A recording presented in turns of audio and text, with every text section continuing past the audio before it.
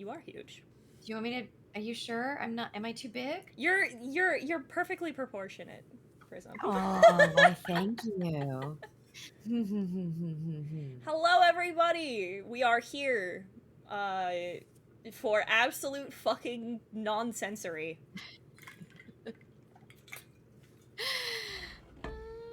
This is so for my people in my audience who are unfamiliar. I don't think there is anybody in my audience who's unfamiliar, but for those of you who are, this is Prism. Hi. You want to introduce yourself to the chat? Yeah. Hi. Wait, hold on. I closed. Let me open your chat. I was looking at your tweets. Okay. Hello, Heaton's community. Hello. I'm PrismSplay. Oh, wait. I need to be looking at Discord, right? That's better. Okay, there we go. Hello, I'm PrismSplay. And it's so cool that you invited me here. I'm a glitter bender, roller skating, kink romancer, unicorn, real handful. And I'm kind of a newish streamer. I hard debuted in March. So I'm still kind of learning and meeting awesome new people, and people are taking pity on me and letting me like go to their streams. I don't know why. I'm a fucking menace and I'm a gremlin. But it is so nice to meet you guys. Can I Yes. don't know what a Metal Gear is. I don't know if it's a game or an anime or a graphic novel, a comic book series. Metal Gear, things in my bedroom. Like I don't know what any of this is. So Prism knows less than nothing, which is the most we could have ever asked for, chat. Metal Gear is a series of video games. They are a franchise that was created by Hideo Kojima. They were published by Konami. They are so this is just one of my favorite like trivia fun facts. So did you know Japanese game genres are not the same as in the U.S.? What does that mean? So Japanese games typically categorize their games a little bit differently. So like they don't have like an ARP, like they don't have the same terms for them sometimes. So like ARPGs or like MOBAs, that kind of stuff. Like that sort of stuff just isn't the same in Japan. Okay. So one of the few games that its original genre in English was Metal Gear, and it's labeled as tactical espionage action. Is it kind of like okay, you're not allowed to make fun of me when I ask stupid questions? And Oh no, absolutely not. There's no trust me. I've been into this game franchise for a number of years yet. When you're new, there's no stupid questions. Okay, because I was going to ask you, I just know everyone's going to laugh at me, but who cares? I was going to ask you, you said espionage, tactical type, so strategic type game, like similar to Call of Duty? Yes. Okay. It's a third person shooter. But it's a stealth game. So your job is to like go in and go out undetected. Very Splinter Cell. Okay. And it is well known and well beloved by its entire franchise fan base for being fucking wild. Really? Yeah, some whack shit happens in Metal Gear. You put the funny man in the box. You put the funny man in the box. Like, yeah, if you What I do to Taka on the regular, or maybe. Hey. Have you? So the meme of like hiding in the box to like hide from people, that's from Metal Gear. Oh, I don't even think I've ever heard that meme before. Where's the whiteboards with the strings and thumbtacks? Devin Quigley, I'm so glad you asked, because what we're going to do is switch over to here. Oh god, I need to import. Hang on. Oh no. I left the room. Hang on, let me let you into the other. Let me let you into the Pepe Silva room. Hang on. Jesus. There we go. Oh, okay. Large. So we're going to break this into two sections, because I'm gonna give you like the whole. I'm gonna give you like the. Let me scoot over a little bit so you can. There we go. Scoot just a little. There we go. Uh, Everything so cozy. yeah, nice and Nuzzle, cozy. nuzzle, nuzzle, nuzzle. So we're going to. Oh yeah, Justin's right. I'm trying to sneak around, but I'm dummy thick. The clap of my ass keeps alerting the guards. It's from Oh, Metal Gear. no, I'm interested. It was a Metal Gear meme, and then somebody cameoed the voice actor for the main character, Solid Snake, David Hayter. They paid him to do it, and that's where the original audio comes from. Oh, Um, nice. the horns are plenty cuddly. They're just a Oh little yeah, pointy. They just have eyeballs on them. It's fine, chat. yeah. It's So, okay. We're okay. so we're gonna break this into two sections. The first section is I'm going to just tell you the plot of Metal Gear from the first game in the sequence chronologically, all the way to the last game in the sequence chronologically, and then at the end, I'm just gonna tell you some whack shit about Metal Gear because for the people in my chat who do know, would you be surprised to learn that things like the Emmerich family tree and the fucking what happens to pause are not part of the plot? They're not narratively important, despite them being incredibly important things to the lore. It's pretty great. Hang on, let me grab. I want to have the Wikipedia up for notes here because I'm gonna forget some shit. So yeah, so this first segment is the PowerPoint is just me running down like this is what happens. This is the story. This is the main through line story. Show Prism Metal Gear Egg. We'll talk about Metal Gear Egg. It's so fucking stupid. Oh yeah, like Metal Gear Monster Hunter. We can't get caught up in the weeds yet. We can't talk about Gear Eggs. She doesn't even know who Snake is. We can't do this.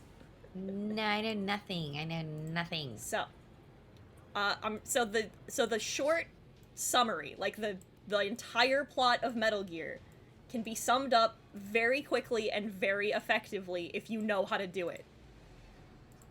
It's that middle-aged white men mansplain a woman's political ideology. That's it. That's the whole Metal Gear plot. I wish this was a bit. It's not a bit. Are you serious? The entirety of Metal Gear, like the entirety of the whole franchise, could have been avoided if a group of white men listened to what one woman said about nukes. Then the whole story just would. If they would have just. The boss said that she didn't like nukes. She said she didn't like war. She said that war was bad. And they went, you know how we can create world peace? If everybody has nuclear weapons, there will be no tensions and it'll be fine. Oh my god. It's wild. Completely. But we have to start proper. We have to start, so chronologically, the franchise starts with Metal Gear Solid 3, aka the the 5th game in the franchise.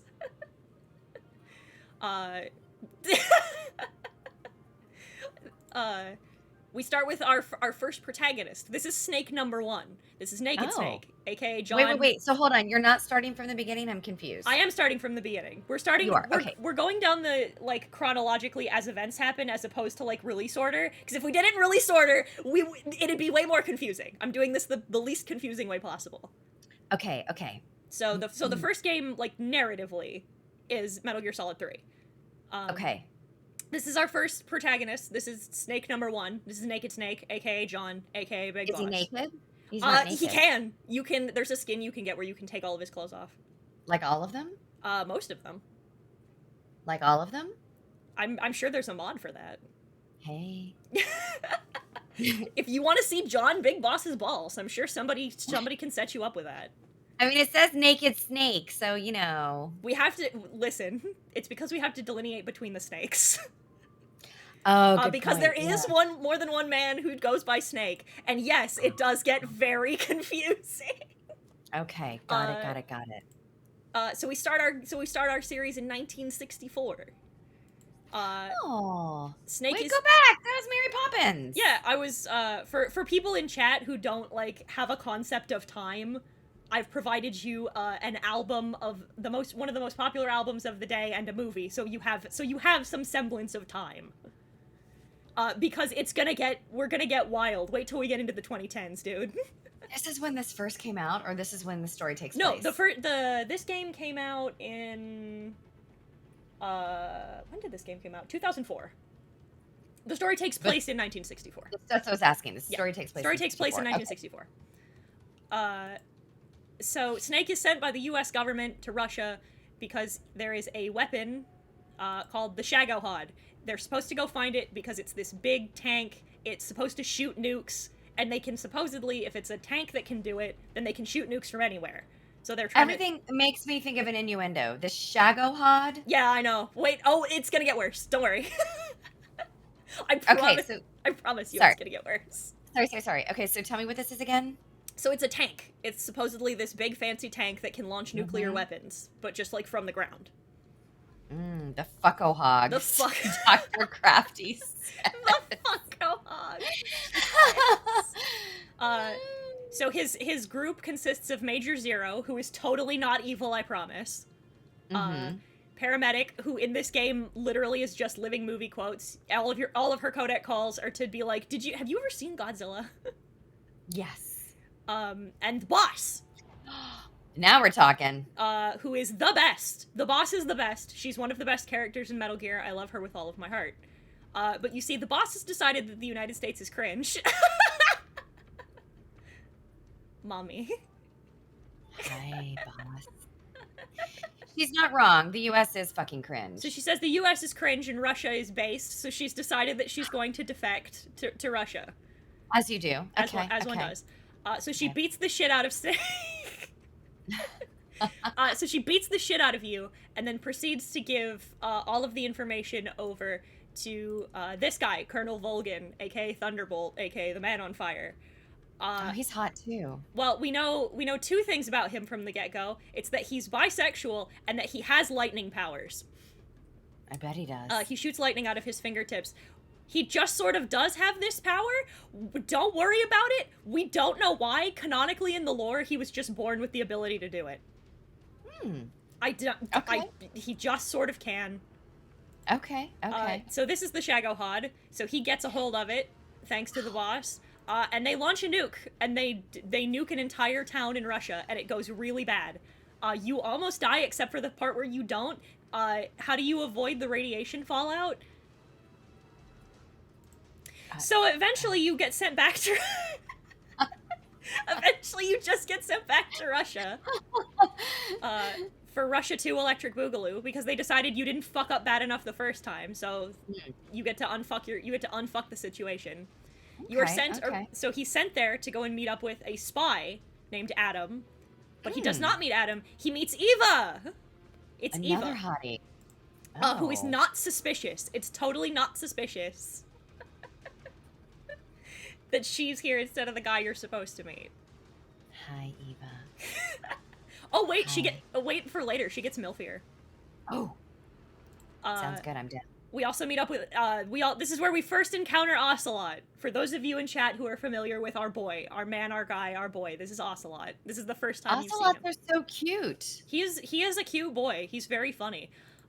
He is claiming that, at the moment, that he works for the GRU, which is basically like, the Russian FBI during the Soviet Union. Remember this, because it will change. It will change frequently. The joke is that Ocelot never has a concrete allegiance for very long. So he's currently working for the GRU. It's important. So he. And what's the GRU again? It's like I think it's like the Soviet, like the USSR's version of the CIA. It's like the Russian Secret Service, I think. It's not. So he performs his homosexual gun-spinning mating dance, as is his way, to try and seduce Big Boss. However, Big Boss is homophobic, so we proceed to beat him up. Oh, gosh. I'll show you after we do this, I'll show you in the other section, I'll show you the gun-spinning routine. It's really funny. Does it look like a bunch of dicks fighting? Yes! It is peacock preening, at its peak. So we get our first boss fight. This is the Pain. Ooh, I like the Pain. He controls bees. Why? So anyway, he can create bee bullets. No! We don't know. We don't know. He just sort of can. He just shoots bees. He controls bees. I mean, are there honeycombs around? Is it for food? No, I mean, is there? We don't know. They're just in his. They just come out of him. He makes bee bullets. He shoots. Yeah, he has a Tommy gun that he shoots bees out of like bullets. He gets bees to carry grenades over to you. He makes shields to block your bullets out of bees, and then he has clones of himself that he makes out of bees. Does he shoot bees out of his penis? Probably. We were joking about this earlier. I'm not convinced that the pain doesn't come bees. I'm not. I wouldn't be surprised. I wouldn't be either. We then proceed to bee to the shit out of him. I'm stabbing you for that. Sorry. I'm sorry. I had to. It was funny. It was funny. So we find some random scientist who is not the scientist that we're here to find. And he cries to you about how they didn't want his bipedal walking tank. Remember that, it'll come back. But he cries and cries about it and then tells you where to find the scientist we're actually looking for. Our next boss fight is the Fear. It looks like Sean Penn. A little bit! A little bit! He is an animal man. He just does animal things. Oh. So do I. You beat him by poisoning him. You just drop poisoned food on the ground and he just eats it mid-boss fight and dies. Is that a poisoned apple? Yes. You drew that though. I just found some clip art. I think it's cute. It kind of looks like a pumpkin, like a Halloween pumpkin. And then we get to the best boss fight in this whole game. This is the end. He is a tree man. He is part tree. Okay. He supposedly, allegedly invented the concept of sniping. Okay. He is incredibly old. You see him the first time when they wheel him out in a wheelchair. He is the most difficult boss fight in the whole game. He kind of looks like he'd be a motherfucker.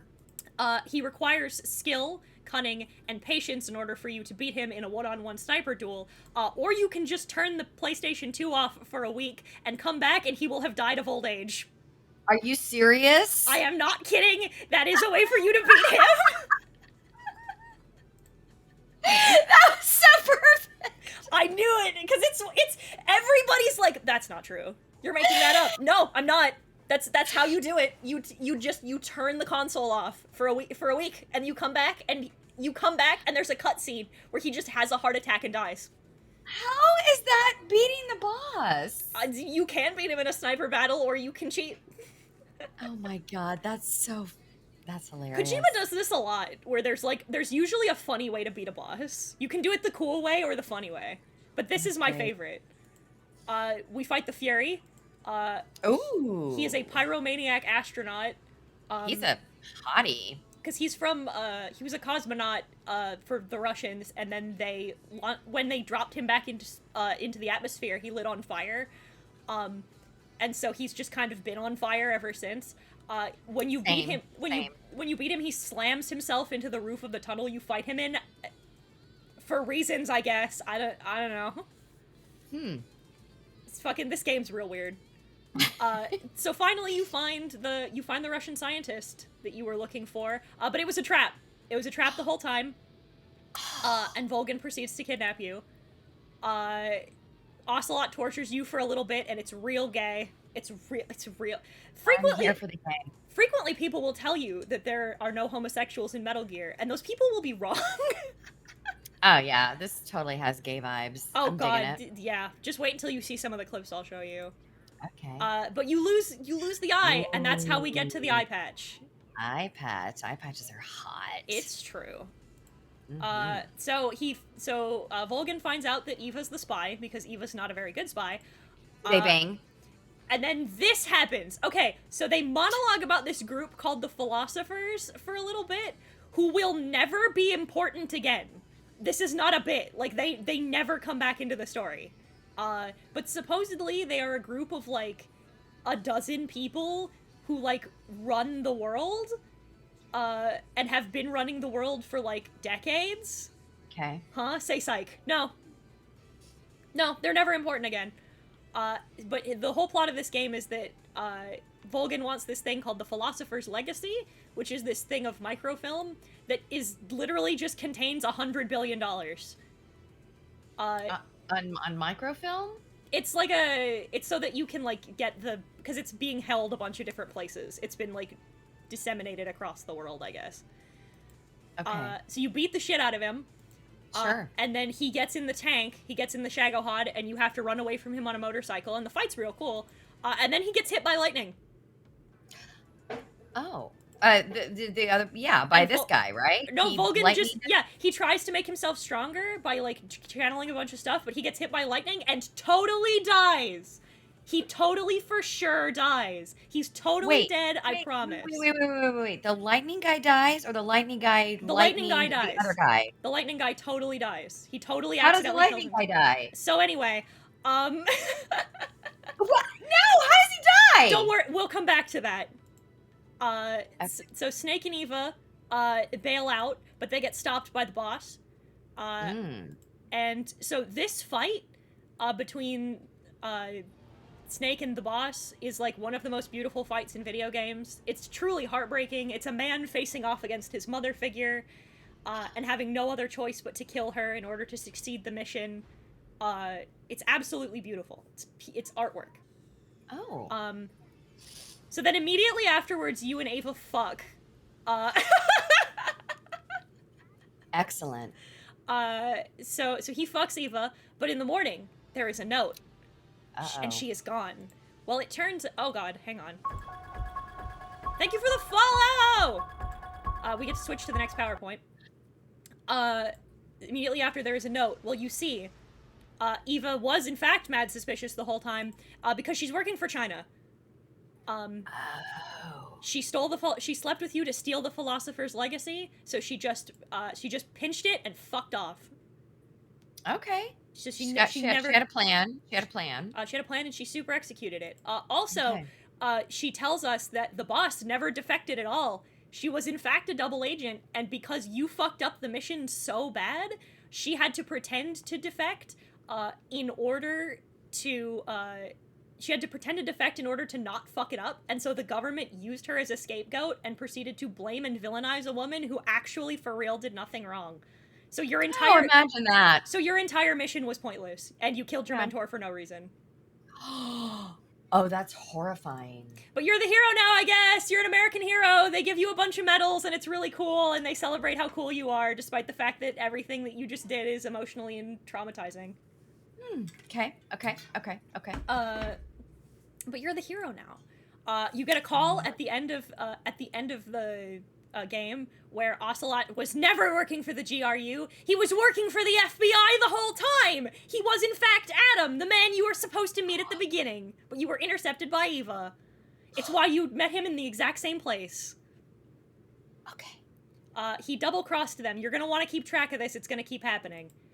That's the entirety of Metal Gear 3. Do you have any questions? So many. But I've forgotten them all. I have to ask them in the moment, or I forget. Feel free. Yeah. Because now we get to move on. We're skipping Portable Ops. All of you shut up. I don't care. It's not important enough to the lore. Portable Ops is not relevant. They keep everything tries to tell you that it's relevant, and it's not. It's a cycle. It basically all leads to, Big Boss decides to found his own group. Shut up. It's fine. Ocelot and his chronic backstabbing disorder. It's true. Oh, wait. You think this is bad? For chat, for those of you who don't know, wait until we get to Metal Gear 2. Jesus. So this is Metal Gear Solid Peace Walker for the PlayStation Portable. This is the 7th game in the franchise and the next game in the chronological order. So our story takes place in 1974. We move forward a couple of years. This is what Big Boss looks like now. Just for reference. He teams up with Kazuhira Benedict Miller, aka the best Metal Gear character.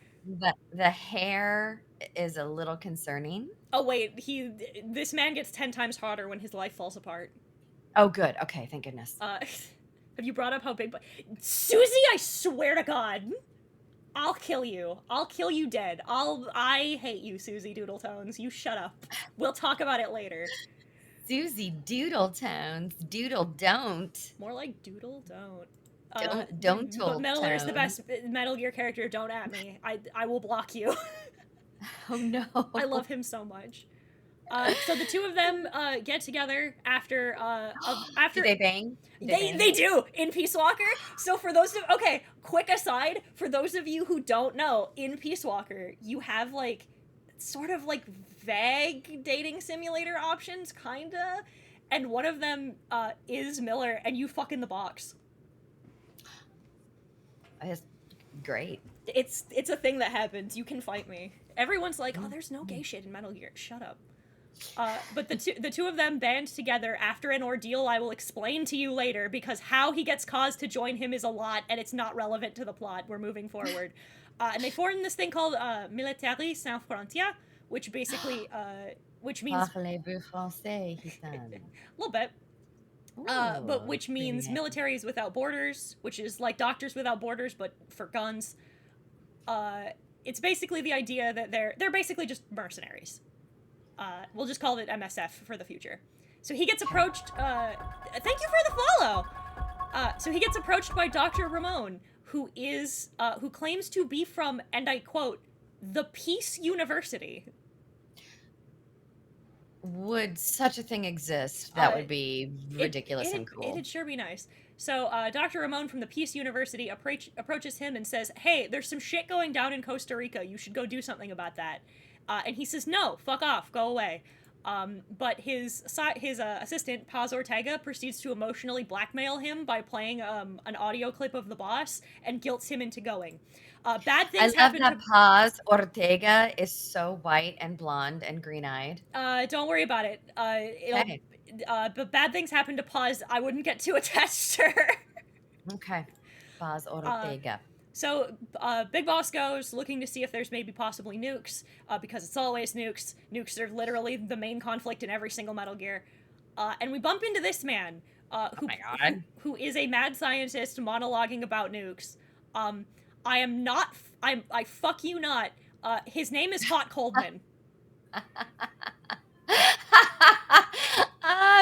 That's funny. Hot, okay. His name is Hot Coldman. Mhm. This is not a title. It is his real legal name. It is the name on his driver's license. It's Hot Coldman. That's great. So they're building the Metal Gear Peace Walker, which is this bad boy right here.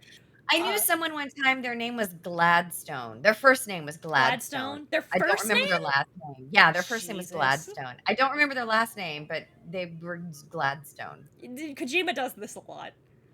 Strange. So they're building Metal Gear Peace Walker, which is another walking tank meant to shoot nukes. That's what a Metal Gear is. For the record, for everyone who knows, a Metal Gear is defined as a bipedal tank that can shoot nuclear weapons. If it cannot fire a nuclear weapon, it is not a Metal Gear. Bipedal tank. It's bisexual. K-Lord is also... It is a real name, unfortunately. So we meet up with this man, the scientists that created them. This is Huey Emmerich. This is the worst character in the entirety of Metal Gear. Why are they the worst character? We'll get there. Because he's not awful for now. He tells you to go and find his wife. This is Dr. Strangelove, his wife. Ooh. She has a totally normal and heterosexual interest in the boss. So normal and heterosexual, in fact, that she proceeds to torture you about whether or not she was actually a bad guy the whole time, and that the AI that she programmed is programmed to be the boss. Okay, that doesn't sound too hetero. Yeah, I know. It's totally normal. It's totally fine. I don't know what you're talking about. Yeah. You eventually escape her. You get back to Hot Coldman. He proceeds to tell you his evil plan, namely that nuclear deterrents are cringe. The idea of like, so do you know what nuclear deterrence is? It sounds like something meant to deter a nuclear attack. Exactly. So the concept of nuclear deterrence is that if I have a nuke and you have a nuke, we are both deterred from using nukes because we'll hurt each other. That's the idea of nuclear deterrence. Like canceling each other out type thing? It's the idea. Okay. It's the idea of like being in a Mexican standoff, right? So he thinks nuclear deterrents are cringe, and he's right. It is. The idea of, like, giving people nuclear arms in order to prevent nuclear arms war is a bad idea. However, the thing about that is that he doesn't think that they're cringe because of the fact that it would kill millions of people. He thinks it's cringe because he thinks that they're pussies, and that if I launch a nuke, then you won't launch a nuke in response. So his evil plan was to build Peace Walker so that if someone launches a nuke, then they will proceed. Then Peace Walker will automatically fire another nuke. I'm a little lost, but that's okay. The idea is basically so if you're in a Mexican standoff, right? I And don't really know what that is. it's when you and another dude are pointing guns at each other. Like the game Chicken? Yeah. So like if I'm pointing a gun at you and you're pointing a gun at me and I shoot you, the idea of Peace Walker is that if you're too injured to shoot me, then Peace Walker will just shoot me. Who's Peace Walker? That's the robot. The big robot. I thought it was just you and I in the Mexican standoff. I'm so confused. It's okay. It's confusing. So for chat, These look like fleshlights right here. This is terrifying. I had to use cheeky breaky. I thought it'd be funny. For the he made a no you nuke machine. Yeah, that's the best way to sum it up, Monster King. So Dr. Ramon then appears, surrounded by Russian soldiers, and it turns out that his name is not Dr. Ramon. His name is Vladimir Zadornov, and he is in fact a Russian spy who is here to steal Peace Walker so that the Russians can launch more nuclear weapons. While he is monologuing, you disarm Peace Walker and then arrest him. You proceed to beat the shit out of Hot Coldman. And he proceeds to trick Peace Walker into thinking nukes were fired so that Peace Walker will launch nukes on America, but you call NORAD and fix it. So it's just kind of nothing happens. Okay. But you see, the thing is that because Peace Walker was programmed with the boss's brain in it, and the boss hates nuclear weapons, the minute that it realizes that it could have killed millions of people, it walks itself into the sea. Oh. What? Wait a second. Why does it kill itself? Because it knows that it's a nuclear. It's like, I'm going to kill millions. My entire point was to kill millions. I wish to no longer kill millions. I will go into the sea. So it's sentient somehow? Yep. Don't worry about how. It's not important. Okay. All right. See, you want to know if I have questions, but every time I ask a question, you go, and anyway, and moving on, and we'll get to that, and we won't get to that. I'll give you an answer when I have answers to give you. Fair. That's fair. So finally, it's relaxation time. We all chill back with MSF. Lies actually. Paz takes Metal Gear Zeke, which is a different new launching weapon that Huey was, I guess, just building for some reason. And it turns out that she was working for Major Zero from the last game. She was working with him the whole time, but he goes by Cypher now, and he's evil. I don't know why. He just is. He's just evil now. Paz tells us, you either give over MSF's forces and all of your resources to Cypher in order to conquer the world, or I'm going to nuke America. So you beat her up and throw her into the sea. Oh no! Does she die? So it becomes Outer Heaven, and that's Peace Walker. And in relation to in relation to your question, does Paz die? Yeah. So that's the entire plot of the next game, Metal Gear Solid Ground Zeroes, the 9th game in the franchise. God. Big Boss looks like this now for reference. Everyone's chilling. Dr. Crafty, all cock and no cock. All cock. Politicians, just like all politicians, all cock and no cum. All cock and no cum. I fucking love Maxor. So Outer Heaven is now chilling on their decommissioned military deployment base out in the middle of the Seychelles Sea, and they're expecting an investigation from the UN because somebody said they had nukes, and we totally don't.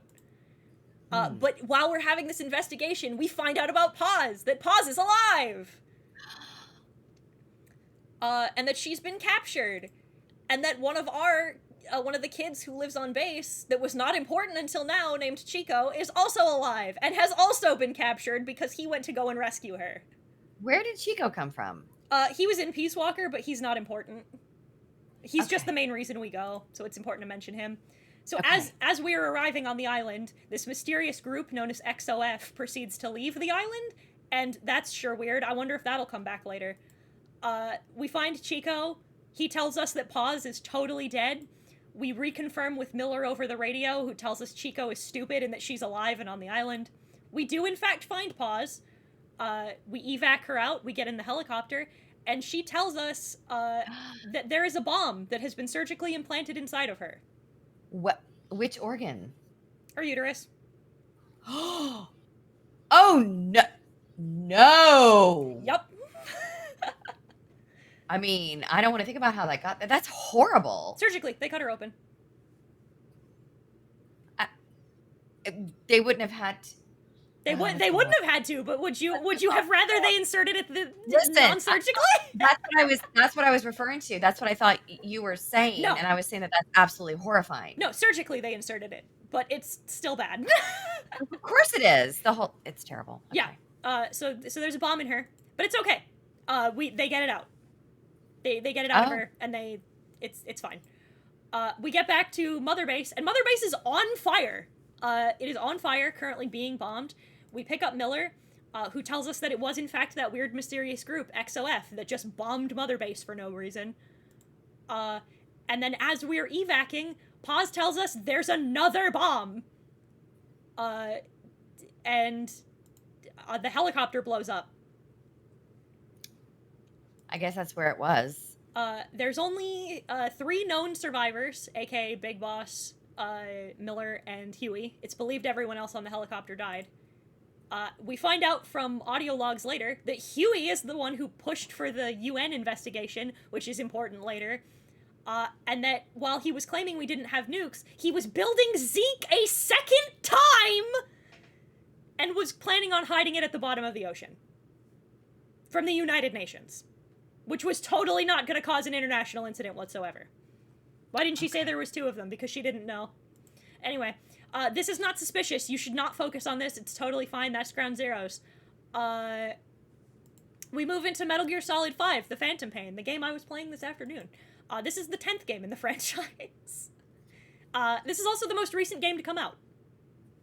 This is the last Metal Gear game that there will ever be. Okay. It really? It's completely over? It sure is, unfortunately. Konami fired Hideo Kojima and then kept all of the licensing rights. So there can't be any more Metal Gear. Kojima's not allowed to make more Metal Gear. Why did they fire Kojima? There is a saga. I will explain it to you when we're done with this part. Okay. So it's now 1984. Wait. I was going too fast. What was on the other side of Purple Rain? Oh, Ghostbusters. Ghostbusters. So our story is now in 1984. This is Snake number 2. This is Venom Snake. This is who you play as in MGS 5. This is totally Big Boss, and you should not quite. Hot. He is hot. He's very hot. You can also take his shirt off in game too. It's pretty great. Pants off. Hell yeah. This is totally Big Boss. Don't question it. I'm just gonna call him Venom for totally not plot-related reasons. Anyway, don't worry about it. We're just gonna call him Venom. So this is Quiet. Not very quiet. She attempts to assassinate you while you're recovering in the hospital. And then this man, who goes by Ishmael, proceeds to light her on fire. And she falls out a window. Not very quiet. So you team up with this man, Ishmael, to escape the hospital. And you encounter the 3rd child, who is a young Russian boy who is psychic. He can read minds and project illusions and teleport and levitate, and don't worry about it. Why? He's a science experiment. Look at those thigh highs. Yeah. And then you are also chased by the man on fire, who, spoilers, is Volgan. Volgan did not die. Volgan was not, he did not die. He is now the man on fire. Okay, and he's on fire because the 3rd child lights him on fire. Okay. Sure. We re-encounter Ocelot, who is now a Dilf. Yeah, a little bit better. Looking a little bit better. Improvement. Absolutely. He proceeds to tell you that he is no longer working for the United States. He is now working for us. So we're on backstab number 3. Oh. He tells you that Kaz has been kidnapped, and we have to go and rescue him. We proceed to do that. This is what Kaz looks like now. Traumatized version. So he got kidnapped while we were in a coma. They tortured him for like 2 years. He lost an arm and a leg and all of his eyesight. Oh no. He is badass though. He's the fucking best. Have we talked? Kazuhikura. Have we talked about President Doc? We are not. No, we're not to Metal Gear Solid 2 yet. We haven't talked about the President Octopus. We're moving on. Cause has formed a military a thing. He's basically turned Outer Heaven into Diamond Dogs. So your companions for this game are D-Dog, who is totally not a wolf. He is a dog. A wolf. And D-Horse, who is totally a normal dog. That's a horse. I love D-Horse. D-Horse is great. Cute. You meet back up with Quiet. Sure. And you have a badass sniper fight with her. Much like the end, she requires skill, cunning, and patience in order for you to beat her in a one-on-one sniper fight. Or you can drop cargo crates on her head, and it takes three crates to kill her. I prefer that. It's what I did. I did it the not on. Everyone makes fun of me. They're like, fight her in honorable combat. I'm like, I will not. I'll ping her on the map and have supply crates dropped on her head. It works. So she decides that you're pretty cool, actually, and then decides to work for you. Oh, it doesn't? I thought it doesn't kill her? Nope. It should, but it doesn't. Got it. Oh, so fun fact about her now. She also has superpowers. She was injected with this stuff that gives her, like, the ends powers. So she is now also part tree. She breathes through her skin. She doesn't need to eat. She can photosynthesize light. And she can turn invisible. It's my kind of woman. She's badass. I love her. Mm-hmm. Fun fact for chat, just real quick. I won't hear quiet slander. All of you shut up. I'm really tired of listening to people be like, oh, her titties are out, so she's not cool. Shut up. Who said that? Tons of people. So many people. What's wrong with her titties being out? My titties are out, and That's you would think, right? It's fucking unbelievable. I won't hear it. I won't hear this. Yeah, I'm sick of that shit. Shut the fuck up. Agreed. So Huey so we rescue Huey, unfortunately, and he tells us that he made this thing. It's this massive AI in a tube. It's like it's like fucking huge. And it just has the boss's consciousness in it again. Because nobody fucking learns anything. Right. Because the last thing he built that had the boss's consciousness in it walked itself into the sea, but we're just doing it again, I guess. He insists to you that he is not suspicious, and nobody on Mother Base believes him. I mean, I don't blame any of us for not believing him. We pick up Code Talker, who is a Navajo parasite specialist. I mean, he looks like a fucking parasite. A little bit. And then we proceed to, in Africa, we pick up Eli, who is who is a leader of a band of child soldiers, and is a little shit. He's also inexplicably British. The fact that Eli is British is very strange, makes no sense, and is never clarified. Just a Brit. So supposedly he is a clone of Big Boss. Oh. However, when you have your DNA compared to Eli's, there is no match. Oh. Which well, totally then it can't means be a clone. Which totally means nothing at all. You shouldn't worry about that. Anyway. All right. Our main antagonist of this game is Skullface. He is a man with a skull for a face. Hot. We never learn his real name, so we only ever call him Skullface. We don't need his real name. So he apparently worked for Cypher until he told Cypher to fuck off, and decided that world peace would be that America would culturally dominate, and that there would be no other cultures except American, right? America's not going to dominate anything but stupidity. I agree. But he was like, I don't want cultural homogeny, which is fair, right? Every sovereign nation deserves their own culture, correct? I agree with that. So much in the vein of Metal Gear villains, he decides to enact world peace in the wildest way possible. And if you're wondering what that is, it's that he is going to eliminate the English language by using parasites. Okay. How? So there's this parasite that is created. I can't remember what it's called off the top of my head. Everyone, what? Right? Yeah.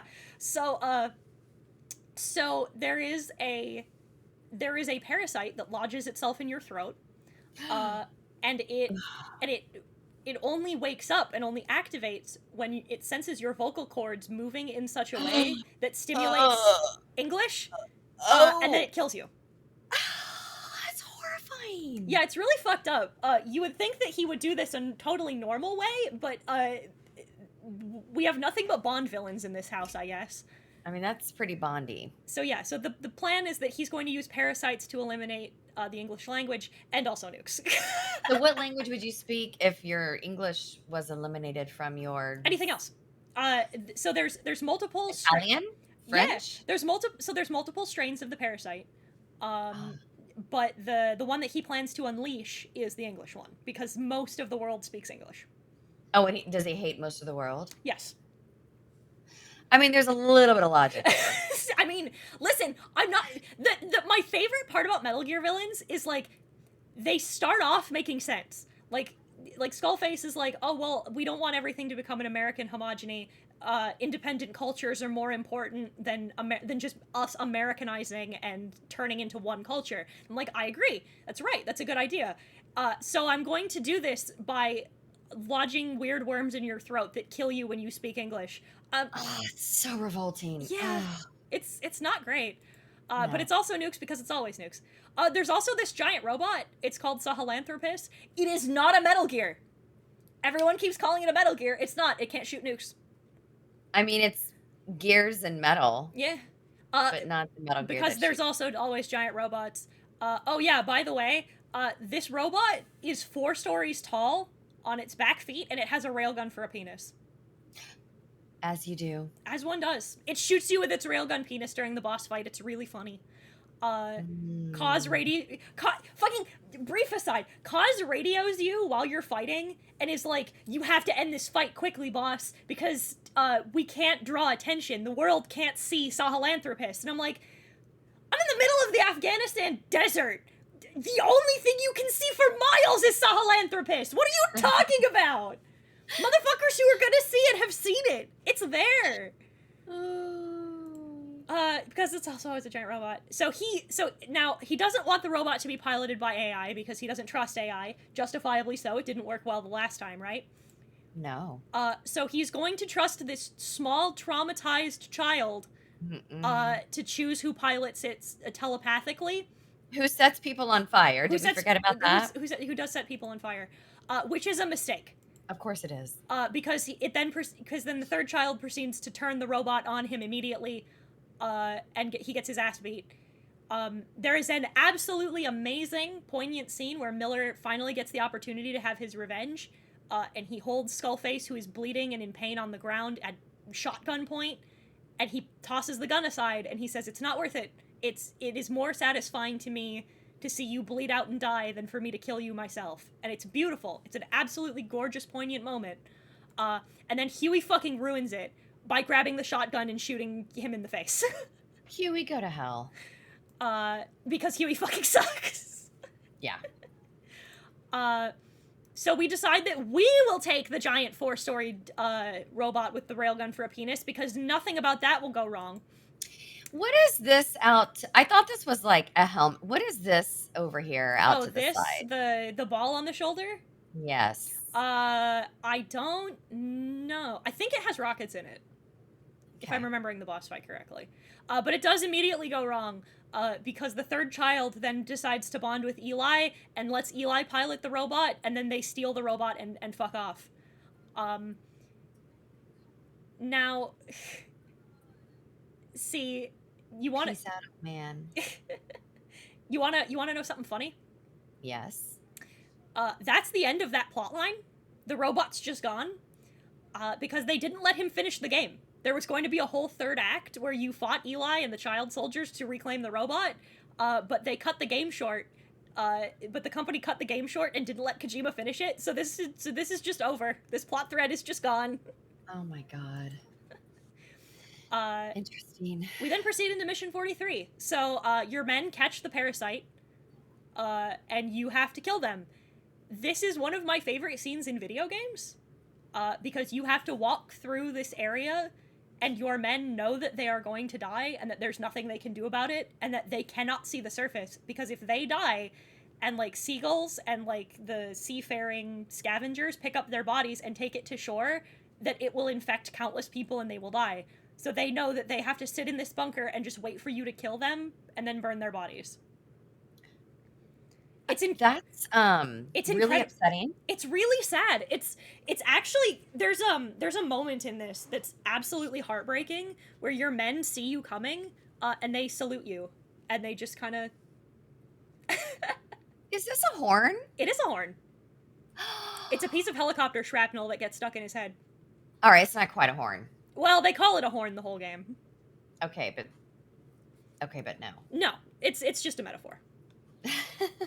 But this section's really heartbreaking. It's one of my favorite scenes in the game. It's really sad. Oh my gosh. But Huey can ruin anything. So he proceeds to tell you what a piece of shit you are for letting your men die. Thank you for the follow. So he tells you that you're a piece of shit for letting all of your men die, despite the fact that it's kind of his fault. And then we find out some fun things about Huey, namely A, that he set us up with Cypher to get all of the people on Mother Base killed, and B, so you remember that tube? Remember that big fun AI tube? No. From earlier? His wife was in it. Okay. AKA, not like not like metaphorically, like literally. She went inside for maintenance, he shut the door behind her and left her in there to die. Huey did this? Yes. You Huey's a piece of shit. You find her remains, thank you for the follow. You find her remains inside, and then you proceed to put him in a boat and kick him out to sea because there's one more important thing he has to do before he dies. I'm glad he dies, though. He's an asshole. Oh, we will get into the Emmerich family nightmare. Don't even worry about it. So the final act of the game... Ooh, the parasite is back. Ew. So the final act of the game is that Code Talker tells you that Quiet is infected with the parasites. It's why she can't speak to you. What? Hold on. No, go back. What the fuck is this thing right here? What is this fucking thing? What is this? Oh, this? It's a thing in his hair. It's a hair accessory. That's an accessory? Mm-hmm. It's a Navajo thing. Oh. Got it. Okay, so I thought it was like a, I thought it was an animal. Oh, no, it's just a thing in his hair. Got it. So she tells you that she doesn't want to hurt you because you're cool. You hear her, I think the only thing she ever says to you is "I'm sorry" before she leaves. Oh, no. Quiet is a great character. Shut up about her titties. She's great, and I love her, and I won't hear slander. And we finally get our big reveal at the very end of the game. Venom isn't Big Boss. Okay. Ishmael is Big Boss.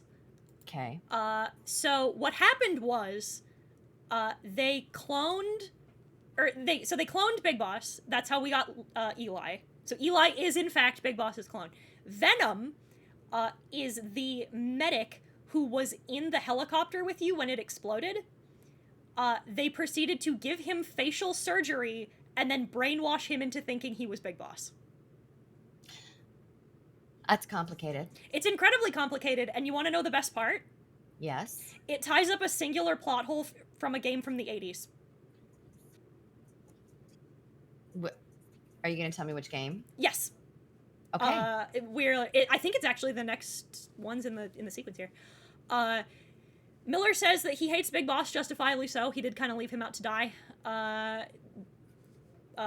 Ocelot continues to follow Big Boss because he is a homosexual. And that's Metal Gear Solid 5. It's wild. We haven't even gotten to the wildest parts yet. So now we're on to Metal Gear, the original Metal Gear. Finally, we're at the first game in the franchise. This game came out in 1987. We are 228 slides in. Oh my god. And we get to the first game in Metal Gear. This is the original Metal Gear, the OG. So our game takes place in the far-off year of 1995. Oh my goodness. This is our protagonist, because these games came out in the 80s.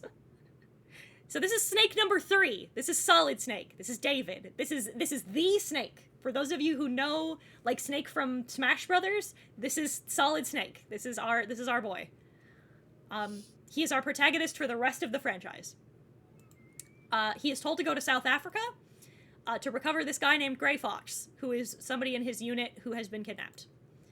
He teams up with some local insurgents, Schneider, Diane, and Jennifer, who are all white, I guess, despite the fact that this game takes place in South Africa. I know there's white people in South Africa. It just feels weird that all of them are white.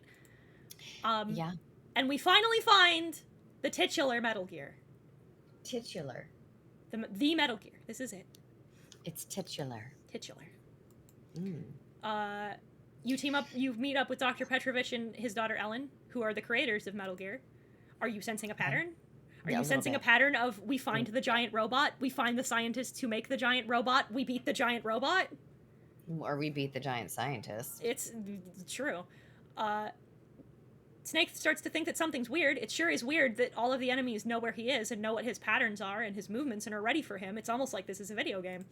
But Big Boss, who has been your go-to over the radio, tells you that he's totally not involved, even though he literally tells you to turn the video game off. It's like, just turn the video game off. Just turn it off and go home. Touch grass. So Petrovich gets taken away, and we assume that he's dead, because why wouldn't he be dead? And you beat Metal Gear. And while that should be it, it's super not. Big Boss comes out to you and reveals to you that he was the bad guy the whole time, and so you have to fight him. He thought that you would come here, die, and or feed false information to the authorities, but you were too good. You were simply too good. Mm-hmm. So he decides to blow up the compound, planning to take you with him, but you escape. He tells you cryptically that that isn't the end, and that's Metal Gear. It was like an NES game in the 80s. They're not particularly long. Huh, okay. We move on to Metal Gear 2, Solid Snake, which is the second game in the franchise.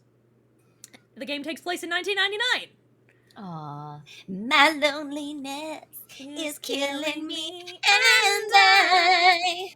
So the game takes place on Christmas Eve, and instead of spending time with your family, Colonel Campbell takes you out of retirement and tells you the Big Boss is up to some shit, go fix it. You go to a place called Zanzibar Land, which I checked is not a real place. I went to a bar named Zanzibar one time. Well, Zanzibar's a real place. But I also went to a bar named Zanzibar. Oh God. The pun just clicked to me, Christ. No, but it was a great bar. Is it? But yeah, I think they were trying to be punny. They were probably trying, yes. Yeah, we can keep going. You're now working for a group called Foxhound. This is important. You team up with so she claims to you that she's a journalist. She actually works for the FBI. Her name's Holly. A bodyguard named Gustava. And sure enough, Dr. Petrovich, who we thought died in the last game, but totally didn't, because nobody dies in Metal Gear. Well, I mean, some people die. You proceed to fight Metal Gear D's nuts, because I know you, chat! I know you motherfuckers! If I told you it was called Metal Gear D, that you would all be Metal Gear D's nuts! I got you Pants first! grab. I got you! I beat you to the joke, chat! Pants grab. Pants grab. Can't do this to me. You fuckers. I know you. But yeah, it's always robots and nukes. It's always. Yeah. So he tells you the Big Boss is totally still alive somehow. Don't even worry about it. And that he wants to fight you.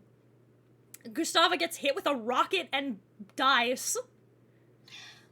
So people do die in Metal Gear. Yeah, people who are cool don't die in Metal Gear. Didn't Strangelove die? She did die. She's just not. She's unfortunately not as cool. She doesn't meet the coolness threshold to be immortal. Got it.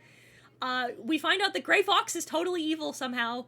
The guy that we were supposed to be rescuing in the first game. You have boss fights, but they're not funny. They're just dudes. So we're not gonna. We're gonna. Yeah. So the scientist you were sent here to find, sure enough, is dead. And it's Petrovich's fault. Petrovich killed him because his cool tank.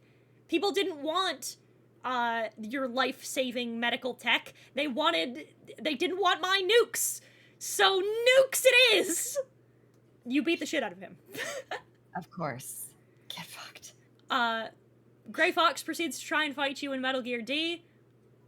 Metal Gear D blows up, as is the way. And you have a much cooler boss fight where you fist fight each other on a minefield. Because Metal Gear will do what Metal Gear wants to do. You encounter Big Boss again. This is Venom.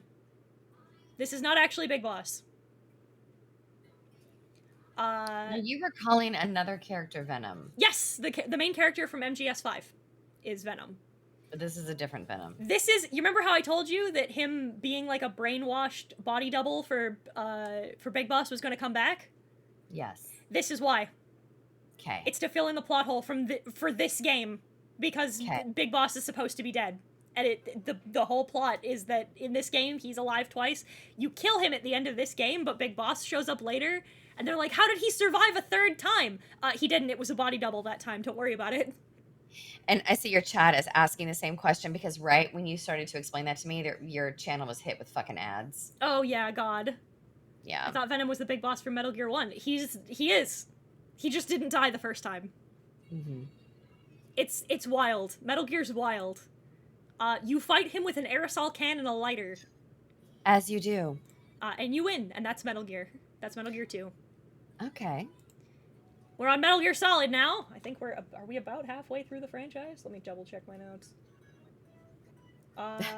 Hiten was like, it'll take 20 minutes to get through these slides. I'm like, no. No. No. So this is the third game in the franchise. The game takes place in 2005. Foxhound. Go back. I fucking love the Gorillas. Hell yeah! Good music. Demon Days, best album. Demon Days. Holy fuck. Best fucking album. I like Plastic Beach personally. I like Plastic Beach. I love Demon Plastic Days Beach. Demon Days is an acceptable answer. Demon Days. Oh, they had a live performance at the Apollo in fucking New York, and I wanted to go so badly, and I just could not. Have you ever seen them live? No, but yes, I got to see. I'm seeing them live this fall. I'm seeing them live this fall for the first time. I got to see them live. Yeah, so I missed their Demon Days tour, but I have been a fan of the Gorillas for fucking ever. I love them, and I also love Damon Albarn. Sorry, not Albarn. How do you say his last name? No, yeah, it is Albarn. Albin. I love his solo work. Solo work's amazing. Mm-hmm. He's just a good musician. He's an incredible musician. Yeah, he has another, and then it's not Blur. It's not Blur. Is it Blur? Is it Blur? Maybe. Hang on. Oh my God. Wait, I'm tripped up. Hang on a second. I'm tripped up, and I can't possibly go on. Dead Phoenix says Gorillas were the first VTubers. You know what? I've heard that before as well, and it's fucking true. I didn't know Gorillas were live. Yes. Okay, a group that no one's heard of because they were born years before Gorillaz was Blur, and they had a few hits in like the mid to late 90s, and it's fronted by Damon Albarn, who is the front person of the Gorillaz as well, and then Damon Albarn also has an album by Damon Albarn, which is fucking a different sound. He's incredible. I could talk music for days. Sorry, I just had to say that. No, for real. I agree with you 1,000%. It's why when I was looking for albums for this one, I was like, oh, Demon Days released in 2005? Say less. Yeah. Blur had that song. It really hit big in the late 90s. There's no other way. There's no other way. All that you can do is watch them play. I don't remember the lyrics. But anyway, yeah, okay, sorry, I'm done. No, it's okay. Okay, who's evil? Who's evil? So Foxhound, the group you were working for in the last game, are now evil. The dude we rescued. Yeah, they're all evil. They tell you to give us $1 billion in the boss's corpse or nukes, because that's what they do. We're now in the PS1, so this is what our protagonist looks like now. Wow. Solid Snake talks to Colonel Campbell, who takes him out of retirement again. Where did his face go? They didn't have the polygons for it back in the day. How old is this game? When did Metal Gear Solid come out? Let me look. Metal Gear Solid came out in... They didn't have the polygons, but they had faces. 1998. What? Other people have faces. Where's his face? I don't know, man. This is why I picked these ones. This game got a remake later. It's called Twin Snakes. It's the same game, but it's just remade. But I was like, these stills are funnier, so... Yeah, it's pretty great. So it's almost like he's not retired, because this is the second time we've taken him out of retirement. We are sent, basically, to go stop Foxhound from doing nukes. Sure. We meet up with a scientist. His name is Donald Anderson. He's cool. He proceeds to tell us that there are codes that we can input to deactivate the nuclear weapons. He then dies of a heart attack. I love. Wait, go to the slide before this one, and then go. The code is, oh, that's no good. Da-da-da.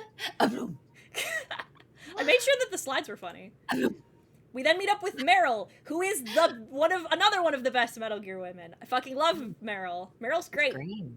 I like her. I can't wait till you see what she looks like when she gets polygons. Okay. She's super cool. I think she works for the. Let me check something because I think she works for the FBI.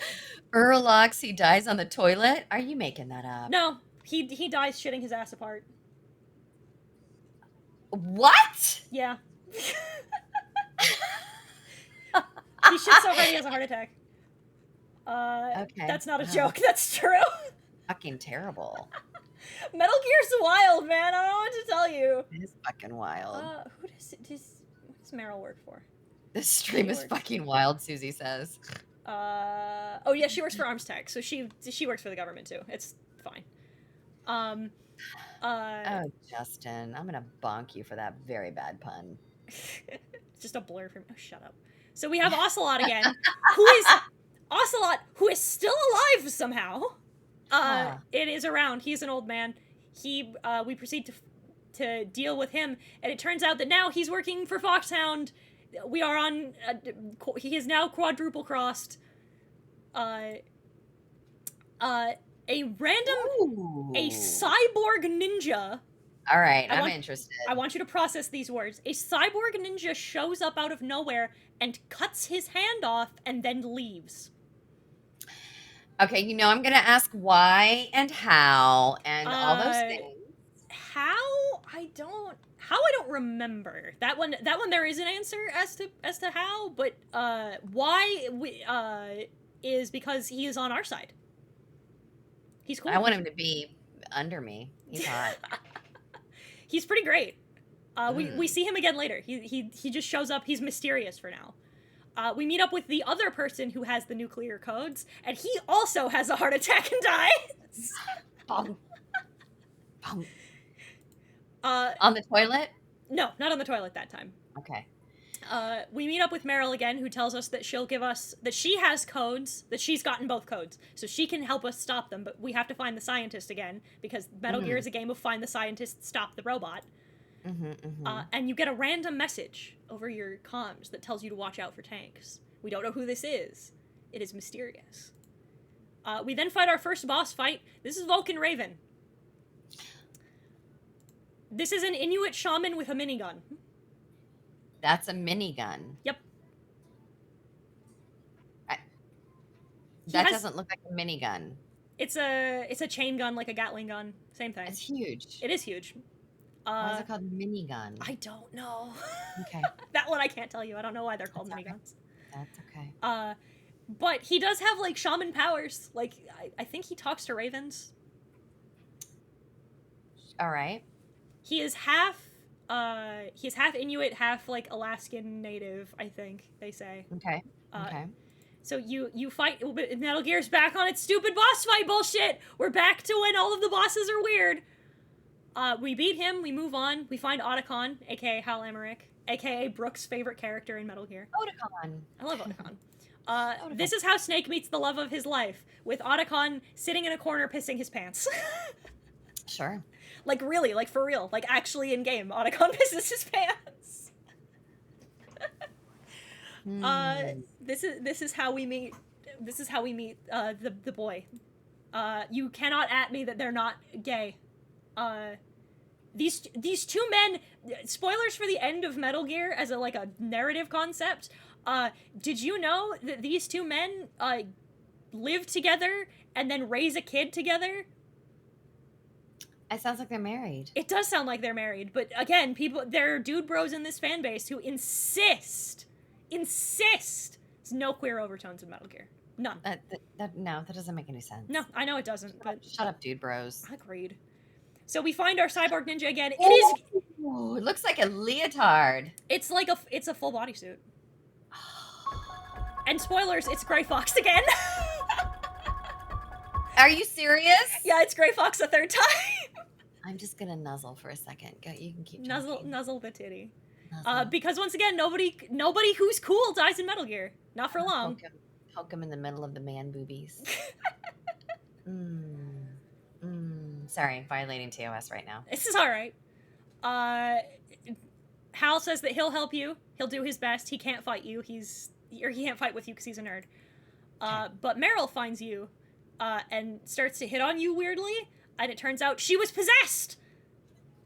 Possessed the whole time! By our man Psycho Mantis, aka the third child. You remember the redhead kid who had psychic powers who was controlling the giant robot? It's the same kid! I was wondering what happened to them. Yeah, it's the same kid!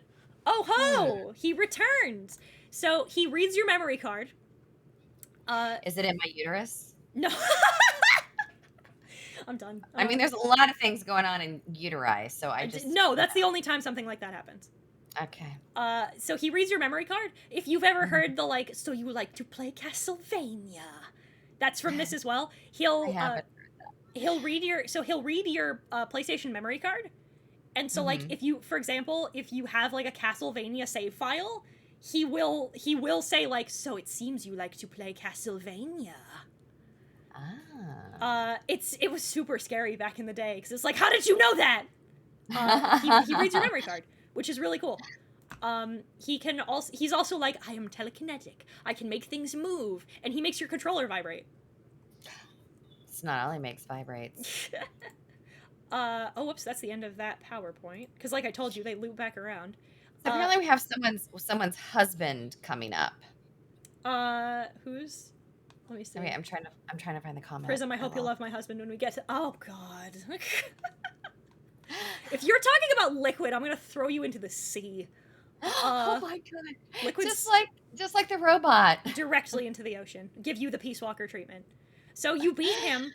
So you can't beat him if your controller is plugged into the first-person control port, because he'll invert your controls. You have to plug your controller into the second-player control port, and he can't read your mind anymore. Okay, and we know this? Yeah, it's a demonstrated. Okay. They talk about it on the box. It's really cool. It's nice. Again, Kojima likes to do. This is one of my favorite things about Metal Gear. Kojima likes to do these really cool, like, mechanical things with the game.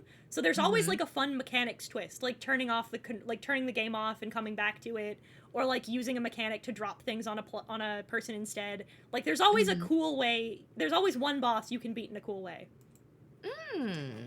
He tells you that Meryl likes you before he eats shit. And then you proceed to get your shit eaten. Again, you eat shit when you encounter Sniper Wolf. Sniper Wolf. I'll show you her figurine when we're done. When we're in the I'll show you fun Metal Gear things, because you'd like Sniper Wolf. Okay. So she is like an ace sniper. She's the coolest. We now encounter Snake number 4. This is Eli, all grown up. The kid who stole the robot, this is him. Hi, Eli. This is Liquid. Liquid Snake. We are Solid Snake, he is Liquid Snake. This is not Girly Wolf Pup's husband, by the way. Oh, thank God. Confirmed. So he proceeds to monologue. So, okay, now, here's the thing. So they're both clones, right? So he refers to you as twins. And he tells him that he hates you because you got all of the dominant genes and he received all of the recessive genes. Because that's how twins work. Oh, right. No. It's not at all. There's also, you know, I'll show her the Big Chungus meme, don't worry about it. So he monologues at you about how much he hates you. Ocelot tortures you for the 3rd time in this franchise. Hal saves you, lets you free. So you have to fight Sniper Wolf, and Hal tells you that he likes her. And he's like, don't hurt her, don't hurt her. So you kill the shit out of her. Nice. You kill her and Hal cries. You fight Vulcan Raven for the 2nd time. You beat him and he proceeds to tell you all of the crucial information. The two of them are proceeding to monologue at one another, I guess. But in the process of you disarming the robot, you draw their attention. You fight Liquid again, as he continues to monologue about how much he hates his lot in life, and we all cry. We all cry for the plight of being fucking Liquid. Mhm. Mhm. Gray Fox shows up to help protect you, but does get killed. Mm. He dies for real this time. This is for real when he dies. Uh, Okay. and you kill Liquid, and he totally. Okay. So Campbell lies to the U.S. government and says you were KIA, so you can finally actually retire.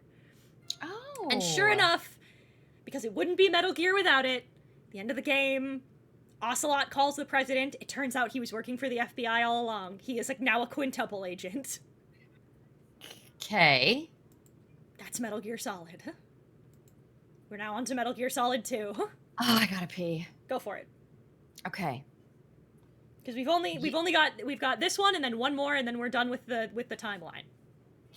Oh yeah, no, I'm not complaining about that. I just need a little break. Go pee. I will be right back. Bye, chat. I'll be right back. Bye. I'll be right back.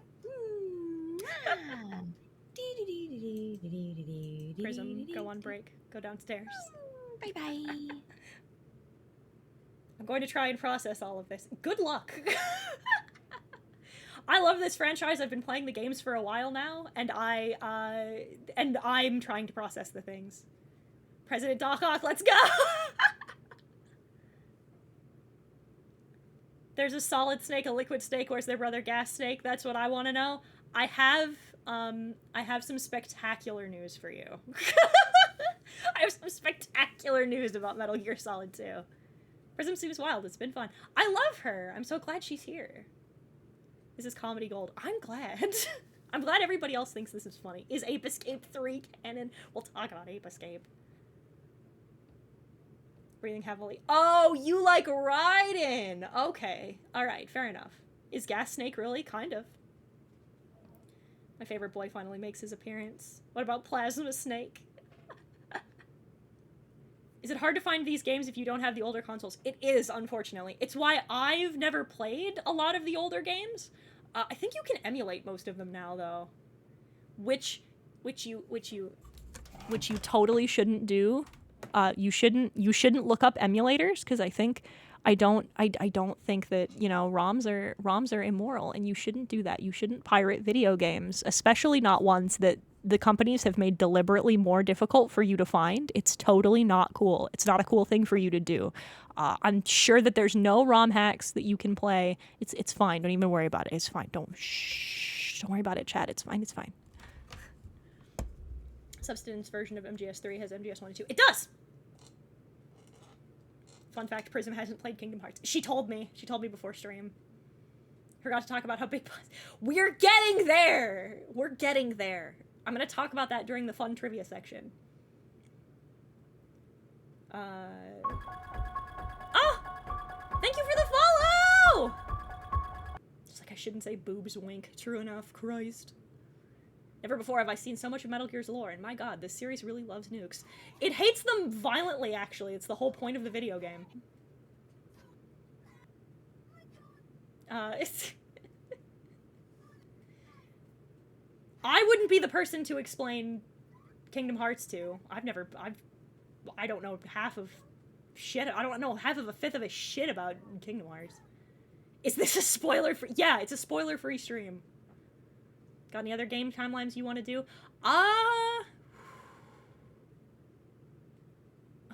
Yes. I'd love to explain the lore of Silent Hill to somebody. That'd be fun. I like doing this kind of a stream. I like basically an infodump stream where I tell you all about a thing I really like. It's one of my favorite things to do. Are we gonna skip Armstrong? No, we're not skipping Armstrong. We're just gonna keep the MGR to a part in the later section. I just don't have PowerPoint slides for MGR. Prism returns. Hi. I also had to check on my little pups. They've been distraught since last night with the fucking fireworks, but they're okay now. Oh, they're I bet. Yeah. Gigi did not like the cat. I always feel weird saying my cat. She's not my cat. She's my roommate's cat's. But she didn't like the fireworks either. No. And like both of my dogs are rescues, and the little girl isn't scared of anything. She like lived on the streets for the first 4 or 5 years of her life, unfortunately. Oh. But yeah, but she can deal with anything. But the little boy, I adopted him when he was 1. Mm-hmm. So he's 7 now. So we've been together for a long time, and he cannot handle any kind of out of the normal No. thing. No, poor Like if a baby. car backfires, if somebody screeches screeches their tires, burns rubber, if like, or any knock on the door. I mean, he's just death, death, death, death, death, death. Aw. So he was really freaked out last night, but he's okay I now. had my first dog was a gun dog. She was a Chesapeake that my dad used for duck retrieval. And she loved Hmm. the fireworks because she thought they were gunshots, and she was like, oh, "It's hunting time!" So she'd get really excited and run around in circles. That's so cute. Um, I love it. all right, we have 2 games left. Yes. Okay. This is Metal Gear Solid 2, this is Sons of Liberty. Let's fucking go. This is the 4th game in the franchise. Okay. This game takes place in 2007. Oh, wait. Let me look. What was 2000? Okay, I can't read that. What is the CD? The first Transformers movie in Kanye West graduation. Oh, wow. It Okay. feels this was the thing that put like this when I was working on this put some things into like a stark feeling for me of like, oh, Kanye West was big here. Wow. Cause like it feels weird because all of these games are made before the year they're set in. Mhm. So like it feels weird in retrospect now that the games are complete and are in a Mhm. timeline that has all since passed to be like, oh man, David was listening to Kanye. That's great. So our boy Solid Snake returns. We're finally allowed graphics. Oh, yeah. And turns out it's another fucking Metal Gear. Mhm. Mhm. So we go to stop this man, Colonel Grulukovich, Gerlukovich. and Olga, his Oh, God. So she's one of the Look at people those we fight. armpits. We hold her. Poke, Yeah, poke, her poke, armpits are like a thing. poke. Do you know Marina? No. Marina has a total armpit fetish. Ah, direct her towards She's. Metal Gear 2. I mean, I really should. We find Ocelot again, Mhm. who is now sextuple crossed and is now working with more Russians again. His name is Sextuple No, Cross? so a double. So you know what a double cross is, right? I mean, I know what that means. Yeah, what that means. So I've been putting these on the screen to show you how many times he changes sides. A Double sextuple. crosses. So this is the This is sex the is sixth. what? This is 6. 6. This is the Okay, sixth time he has sextuple switched. is 6. Oh, that's fucking funny. Okay, sorry, I'm So a little slow. It's okay. So he's changed sides a 6th time. I love that you're like, it's okay, Prism. It's okay that you're slow. No, it's okay to not know these things. No, it's funny though. I know what. Okay, I Yeah. just wasn't like. No, it's okay. Okay. It's okay to We're be good, we're stupid. good. My brain Yeah, is thank also you. very smooth. Thank you. Thank you. So then it turns into a septuple cross because he then kills his boss in front of you. Oh, jeez. Septuple crosser. So then we find out now. Okay, now here's where shit gets a little weird. For the first time in Metal Gear, things get weird. So you will chat. You might remember, in Metal Gear Solid 1, he had his hand cut off. Mm-hmm. Mm-hmm. His severed hand is now replaced with Liquid's hand. Okay. And now Liquid is possessing his body. Sure. Now Okay. the fun thing about this, I want to make sure. Okay, no. Okay. So the fun thing about this, through the hand. Now, we don't know. It's never made clear if he is actually being possessed by Liquid's ghost or if he's just being a weird theater kid and pretending. The funniest part, chat, is that because of Ocelot's ghost-based family lineage, which was not plot relevant, but we will talk about later, it is totally possible that he is being possessed by a ghost. Yeah, because like the hand wouldn't necessarily possess the entire body. It would No. just possess like the arm, Were it to like work that Evil way, Dead, yes. right? It doesn't, I don't, we never know. It's never made clear if he's just Okay. pretending or if it's, but he does. He leans the fuck into it. You fight him, the shit that you're investigating blows up and spills oil into the sea, and then a couple years pass and now it's 2009. Green Day. Green Day and Paul Blart Mall Cop, baby. Mm. This is our new protagonist. This is Raiden. This is Girly Wolf Pup's husband. I love Raiden. Raiden's great. He gets a game to himself. We'll talk about that later. This is Girly Wolf Pup's husband. Raiden, love of my life, my husband, Bark. My femboy husband. Jesus.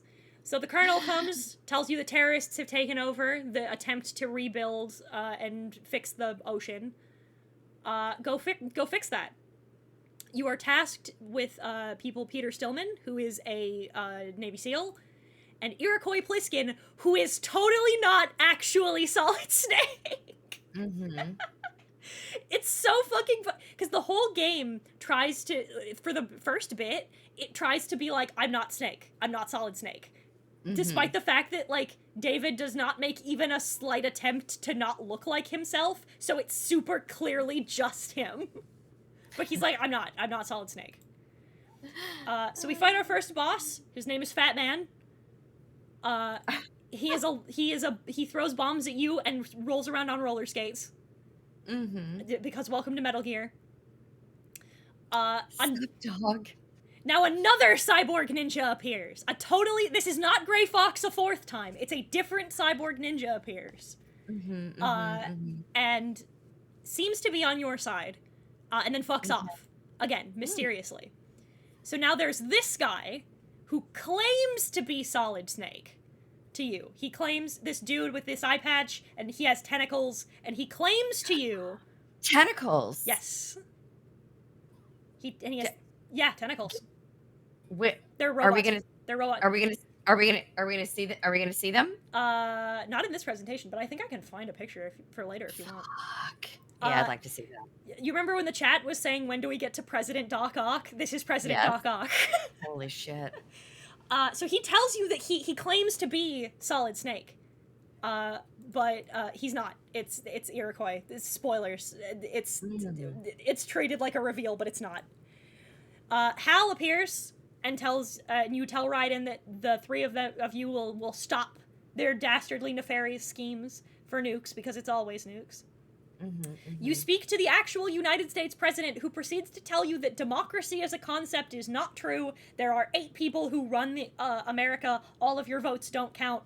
They are an oligarchy that is running the world, which is a little too close to real life. Yes. It's a very, it's a little spooky. Fun fact, this is not Metal Gear related. Hideo Kojima also released a game called Death Stranding in, I believe, 2018. And it is about a lone postal worker having to deliver things to people in an illness-based post-apocalypse. Kojima did then go on Twitter and go, I'm sorry, I predicted the future.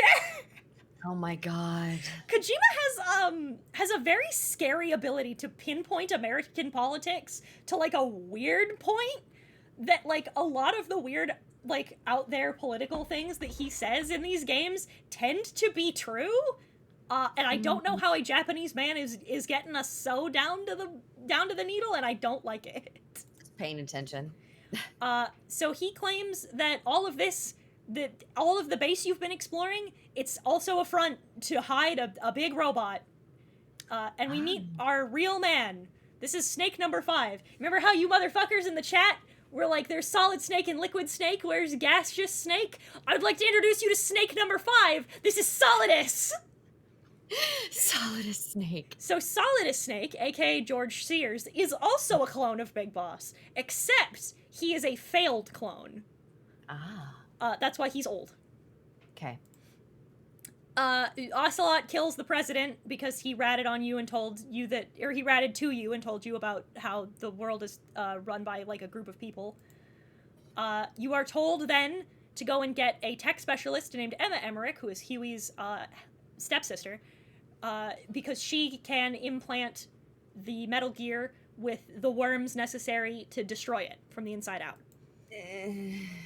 She then gets got by Vamp. You will notice that that his knife holster is where his penis should be. This is Vamp. He is the most. Can we pause? What? He has a knife sheath where in front of his dick. Yes. He draws it out of the sheath very slowly and then licks it later too. It sounds kind of hot. He's very creepy. Okay. He's real. Down. It has. He is a knife-wielding literal fucking vampire. That's amazing. He drinks blood. He has super speed. He has healing factor. He is actually a vampire. I love it. I fucking love Metal Gear. This game is about nukes and the terrible consequences of war, but here we are. So you beat the shit out of him and he totally dies, I promise. It's not like all the cool people don't die in Metal Gear. Huey cries a little bit because his stepsister died. We'll talk about that later. Christ. And it turns out that the cyborg ninja from before is Olga, is the lady from the beginning. She became a cyborg ninja because she wanted to help Snake's team, because the Russians that are running this are holding her daughter hostage. So she got superpowers to save her daughter. And it's really cool and really sweet. And then apparently, all of a sudden, could it be that Snake has backstabbed you, perhaps? Oh my! So you get captured. You get tortured by Solidus. Solidus proceeds to tell Raiden that he is the one who killed his parents and basically turned him into a child soldier. This game basically boils down to all of the antagonists tell Raiden that his life is a lie. Oh my god. But he tells you that he did it the whole time. It was all him. You are rescued from being tortured by Olga. Oh my god. So okay. Some of you are looking at this and wondering, what the fuck am I looking at? Why is this man naked and doing a cartwheel? So, in every other Metal Gear game, when Snake gets kidnapped and tortured, he is wearing clothes. Raiden is just naked, and I don't know why. And there is a segment of the game in which you have to go and find your stuff. So you have you don't have a gun, you don't have a knife, you have nothing. You don't have stealth camo, you don't have anything. And you have to do cartwheels down the hallway naked. It's pretty great. If I can find a clip, I'll show you later. It was me, Raiden. The whole time. It was me, Raiden. It was me, Raiden. So Olga saves you. It turns out that Snake was just pretending that they just wanted to get captured, so that way you could get the intel. So you then get this wild monologue from the Colonel. So the Colonel is actually an AI. The Colonel is not real. Raiden's fiance was not actually... Oh my god, at first I thought you said Beyonce. Yeah, Jesus. Raiden's fiance is not actually in love with him. She was set up to marry him because they wanted to get closer to him, to manipulate him into doing this particular mission. Everything that Raiden has ever known is a lie! Oh my god. I believe you have this revelation. I don't know if you have it while naked or immediately after getting clothes, but I'm using this image for Raiden for the rest of this explanation. A lot of revelations happen when you're naked. It's true. Mm-hmm. He tells you that they were working together the whole time. You fight another cool boss. Her name is Fortune. She's a babe. We love Fortune. She is a sniper with luck-based superpowers, much like Domino. I don't know. Snake beats her. It's all real cool. Meanwhile, Raiden okay, so Snake has to fight Fortune. So Snake has to fight somebody with probability manipulating superpowers, right? But it's a one-on-one fight. It's real cool. Raiden has to fight like 3 Metal Gears by himself. Okay, have we talked about this piece in the middle? What's going on here? It's a tail. It's in front. I know, but if you looked at it, it's because of the way it's rendered. If you looked at it from the side, it's a tail. Okay. These are Metal Gear Rays. Fuck them. Solidus kills Olga, which sucks, truly. Ocelot then backstabs fucking Solidus. Oh my god, octuple. This 3 times in one game. In one game, he backstabs his fucking dudes 3 times. Oh my god. To fight Snake. He kills Fortune. I don't remember why. I think just to tie up loose ends. This is where we find out that Liquid is a ghost. Mm-hmm. Supposedly. Is this real? Is this fake? We never know. The 2 of them run off to go and have their dynamic fight somewhere. So, the thing is, I wish this was more of a joke than it is. You have to stop a virus from spreading on the internet to create disinformation because it is spreading falsehood and lies via drowning it out with internet and celebrity gossip. Twitter is a main mechanic in Metal Gear. I don't know what to tell you. Really? These 2 have their dynamic duel to the death. It's pretty cool, I'm not gonna lie. I love how Raiden is just naked through all of these. He does get his clothes back eventually, but the still is funny. But he's just in this permanent aerosol. It's just so funny. So Olga's daughter gets adopted by Snake and Otacon. Okay. Who raise her.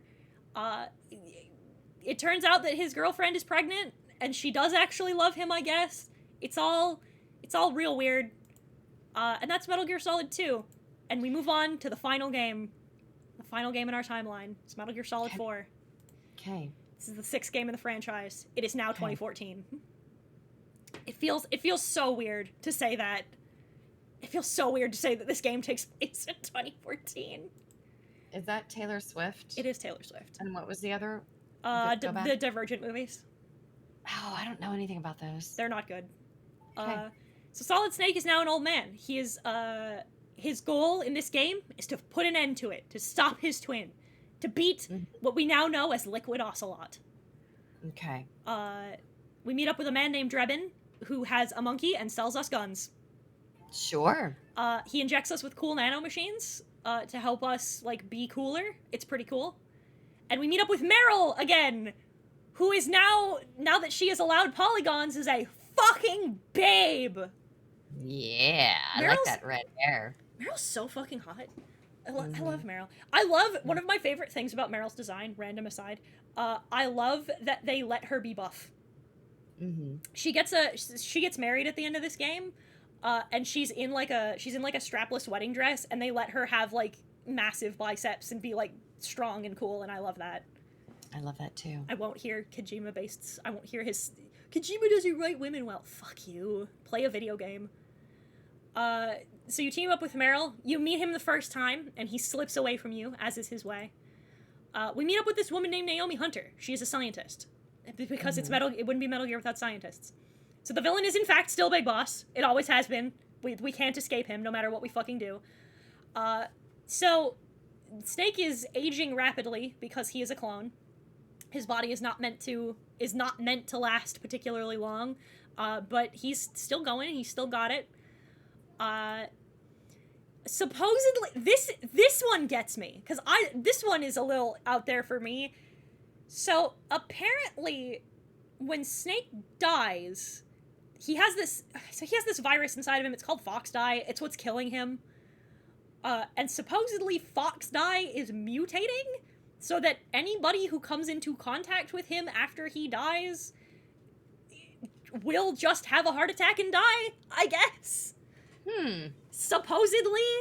I don't know how or why. It doesn't make sense. We meet up with Raiden again, who is now a cyborg ninja because he wants to be cool.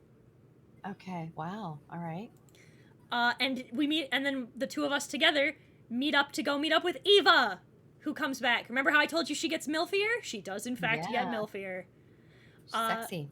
So she's basically been your mom the whole time. She took care of you when you were babies. And it turns out that they've been keeping Big Boss's corpse on ice like Walt Disney. His genetic code is needed to launch nuclear weapons because it's always nuclear weapons. So we're here to get that gene code before anyone else can. Spoilers, Ocelot is just here now. And he beats you to the corpse. And it's pretty rad. You have another cool fight. He lights Big Boss's corpse on fire. I keep saying the boss, that's a different character. He lights Big Boss's corpse on fire. In an attempt to destroy it, so you can't have any of it. Eva goes to try and save him, because she did love him in the end, and she perishes from her injuries, which is heartbreaking, because I loved Eva.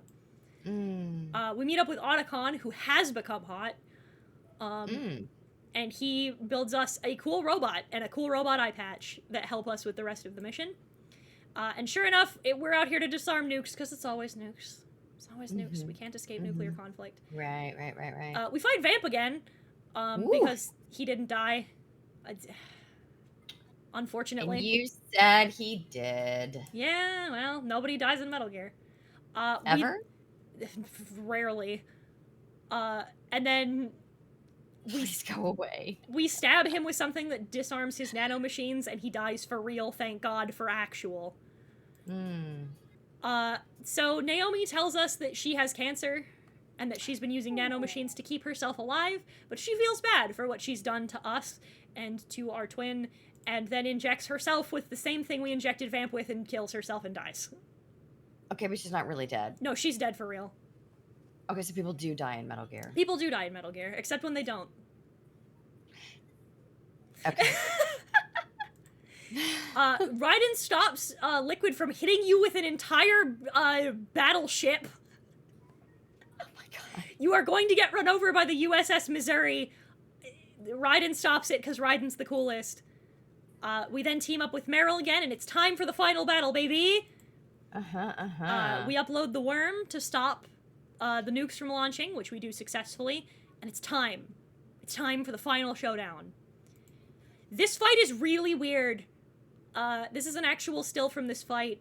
It's real strange. You take your shirts off and you have a fist fight on top of a helicopter pad. But it's super cool. The game cycles through every single series main theme. So like it plays the main theme from Metal Gear, then from Metal Gear 2, from Metal Gear Solid, from Metal Gear Solid 2. It plays Snake Eater. It cycles all the way through it because this is the climax of this entire story. And it's so good and it's so cool. And it becomes a fighting game for a minute, and it's so emotionally cathartic, and finally we put him down and we are the victor. Woo! And you would think that would be where the game would end. Of course not, you fucking idiots! We have 10 more minutes of cutscenes! Of course not! Big Boss still isn't fucking dead! He's still around! Fuck this man, I swear to God! So, basically, to give you the total rundown, because it's super wild. The Patriots are still alive. They've always been alive. But Big Boss feels bad about all of the lives he's ruined, about all of the terrible things he's done. He proceeds to turn off Major Zero's life support, ending the cycle, and he tells you that he is sorry for all of the terrible things he did. He sits on the boss's grave, he cries, he apologizes. It's all very dramatic. And then he tells you that, spoilers, that, like, plague that we were afraid you were gonna cause, and that virus that's been, like, killing you this whole time, spoilers, when Drebin injected you with nanomachines at the beginning of the game, you're fine now. You've been fine this whole time. Naomi knows nothing, you've been fine, you're stable, you'll get to live, it's cool. So Snake rides off into the sunset with his husband and his daughter, and that, and I am not shitting you, chat, exactly 420 slides is the entirety of Metal Gear. Oh my god, that was crazy. Yeah, Metal Gear's whack. Metal Gear's nuts, dude. It's a lot of fun, though. It is. It's so fun. I love the game. Until Rising. Have you played all of them multiple times? Okay. Somebody asked about this in chat. the original Metal Gear games are really hard to find. They're hard to get your hands on. So I've never played any of the older games. I started with 5. Mm. And the thing is, Kojima likes him a cinematic experience. So I have consumed them the way that God intended them to be consumed. I watched them like movies on YouTube. Really? Yeah. There is so some now we're getting into the fun facts about Metal Gear that I didn't have time for. So some fun things that are not plot relevant, that are wild but you should know.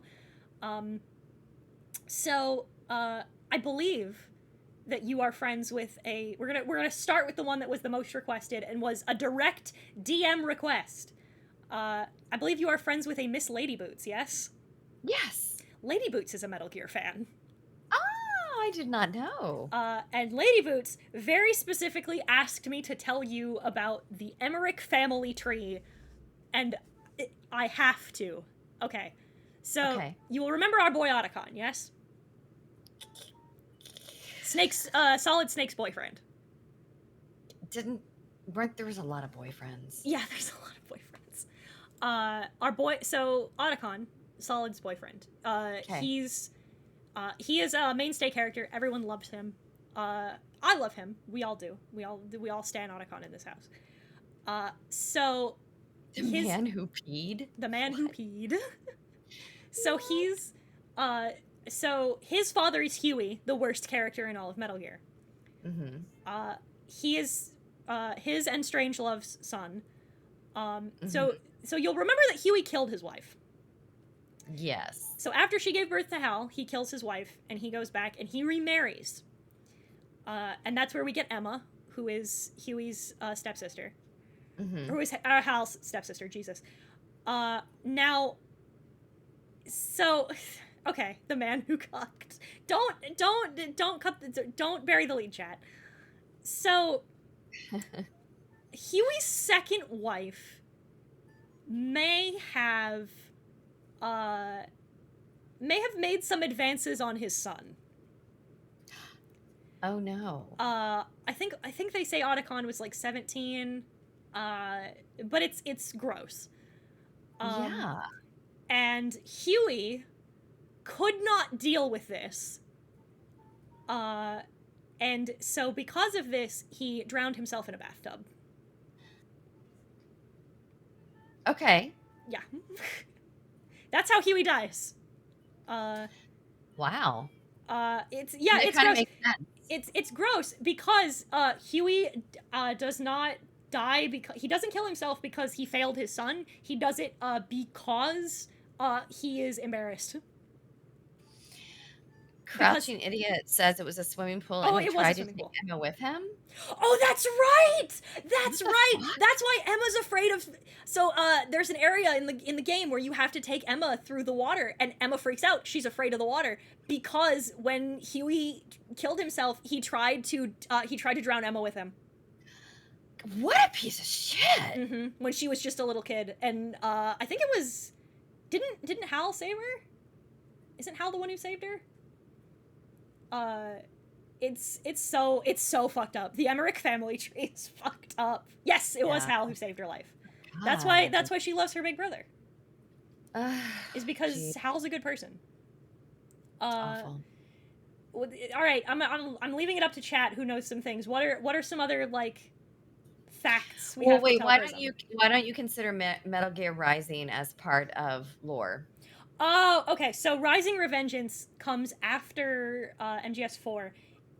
Chat, I love you. I love MGR. MGR is a work of art, and we all need to understand that it's not canon. It was made by Platinum Games. It's not canon. Chronologically, it happens the furthest in the timeline, and it's about Raiden. I need you. I'm going to give you some links afterwards for your own amusement. Also, chat, we're gonna be real. I'm not funnier than Maxor. I'm gonna send you the incorrect summary of Metal Gear Rising Revengeance. That's the best experience for Revengeance. It's oh god, it was overlooked by No, yeah, I know that. I understand. Kojima did give his blessing, and that's why I love it. But it's not canon. But it's not canon. Well, okay, please explain a quote I've seen throughout your chat. throughout this entire stream. Big Boss believes in dash. What does that God. mean? What does it mean? I hate I've all of seen you. it a million times. So, they're referring to the phrase Big Boss believes in Santa Claus. Okay. Canonically, there is a conversation that gets had. Shut up, chat! Yes, XD, yes, fuck all of you. So, there is a conversation that gets had. Oh, Chad has won. I'm this. sorry. I hate that I have to explain this. Heaton, I'm on your side. I'm so sorry. This is okay. So this is my sleeper agent. Fucking, I hate this. So my legacy. Oh, shut up. Oh, Avi, should I show her the cameo? Someone's wearing Raiden wears heels. Raiden does wear heels in Revengeance. It's my trigger phrase. Yeah. So okay. So in Peace Walker, you have a conversation with Huey about NORAD, which is a group it works. They're part of the U.S. government. They track flight patterns. That's what they do. It like if you look up on an app like where commercial airliners fly and like where like military airlines fly, that's what NORAD does. And he asks Snake, do you know about NORAD? And Snake replies, yes, they track Santa every year. Because they do. If you go onto the NORAD website on Christmas Eve, they're air quotes tracking Santa Claus. It's one of my. I thought it was cute when I was little because my dad used to be in the Air Force, so he did that all the time for me when I was little. And Huey laughs at him, and it is, but it is canon that Big Boss John, the first Snake, believes in Santa Claus. This is my trigger phrase because I had a conversation with Avi about okay. So I have a thing where I get really I guess upset isn't the right way to phrase it. I don't like it when in like discourse about like writing when people say that a character who is objectively a bad person is not objectively a bad person because they have one particular like cute or endearing trait, right? Like he may be a war criminal, but he's done X, and so he likes that. Yeah, I do too. And so I said my best example of that is Big Boss believes in Santa Claus, is because everyone keeps saying like, Big Boss he's not a bad guy, he believes in Santa Claus, you know, despite all of the lives he ruined. And so I said, I hate that. I hate it a lot. It really pisses me off. My other version of this for the chat, who knows, and we're not getting into this today, but it's Anders likes cats is the other version of this. But this became my fucking... Shut up, Master Shadow. God damn it. I'll never be safe. Oh, no. So it became my trigger phrase because Avi then told every single person in our friend group to DM me the phrase Big Boss believes in Santa Claus. Okay. And it became the phrase to harass me. And now, because he is insisting, and it is relevant, if you'll give me 1 second, I'll pull up the goddamn media source, you motherfuckers. Crouching Idiot is Avi? Crouching Idiot is Avi. I'm Avi. I'm sure Heaton's told you about me in regards to obscure fetishes. Oh, yes! I couldn't make it to your stream last night. I was busy. That's okay. But if you wanted someone for Kinkucational Monday, I wanted to recommend Avi to you because Avi is very vocal and likes to teach me about his sneezing fetish. I did not know that existed. I didn't either. It's real cool. I'm gonna sneezing fetish. I'm gonna hide the slides. He's explained it to me a couple of times, and I think it's actually kind of interesting. Huh. That is interesting. Where the fuck is it? Hang on. I have to pull up the... I have to add a media source. So people in my chat are like, well, didn't somebody get the actor to say it at a con? Nobody got an actor to say it at the con. Avi, the maniac, the madman, found David Hayter, the voice actor for Solid Snake, on Cameo, and paid him $60 to record a message specifically to antagonize me. Oh my lord. And it is this one. I want to... Hang on. Before I do this, I want to keep going. Thank you for the follow! Because I want to... hang on. I want to do... And then pause that. And then I have to do this. Because chat can hear it, but I can't. Because I have to... what's the fucking thing I have to do to make it so I can hear it? I don't remember.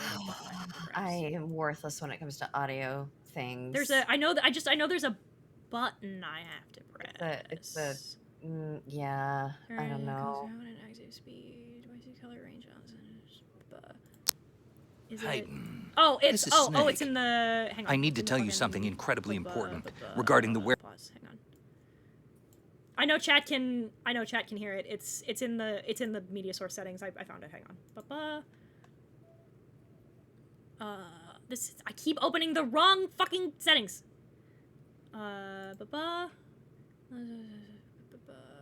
Audio properties. That's what I wanted. And then it goes to media source, active, monitor. Yeah, monitor on. Monitor on output. There we go. Hiten. This is Snake. I need to tell you something incredibly important regarding the whereabouts of Big Boss.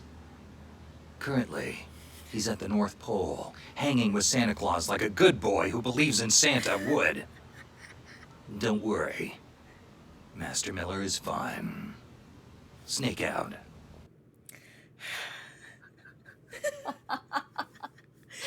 He paid $60 just to troll me. I know. Wow, that's a community that loves you. He's one of my best friends. I love that man so much. Fuck this man. It then started a war, and we're not playing the other two. We're not playing the other two because they're not relevant. But another friend of mine got one from... do you know Resident Evil 8? I tried to play it. It scared me. So you know, I couldn't do it. Do you know the guy in the trench coat, Heisenberg? Yes. I'm a huge Heisenberg simp. Oh really? Yeah. So one of my buddies paid his actor to make fun of me. And then both of them teamed up to get Virgil from Devil May Cry to make fun of me. Oh my god. They're monsters. I got back at him this year, though. I got the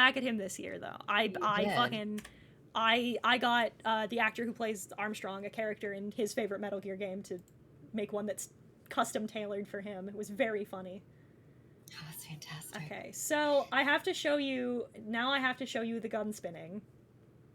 I can't show them to you now. We don't have time. I don't want to get sidetracked in my lore rabbit hole here. Hang on. I have to show you Ocelot gun spinning.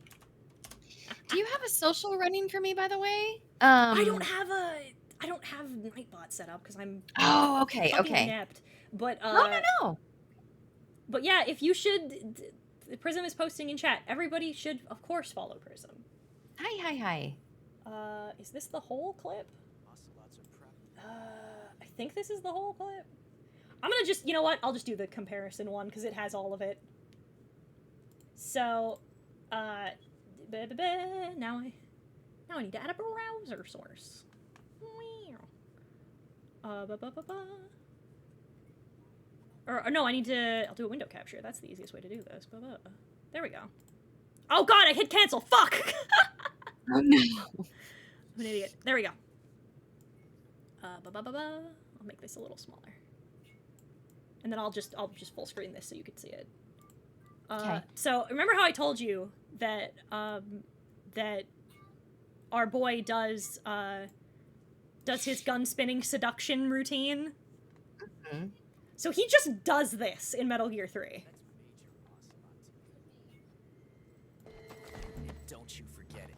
An Ocelot never lets And then the guy on the right is doing what he's doing in real life. Okay. Who's the guy on the right? It's just a guy recreating what he's doing. It's not behind a green screen. Is this?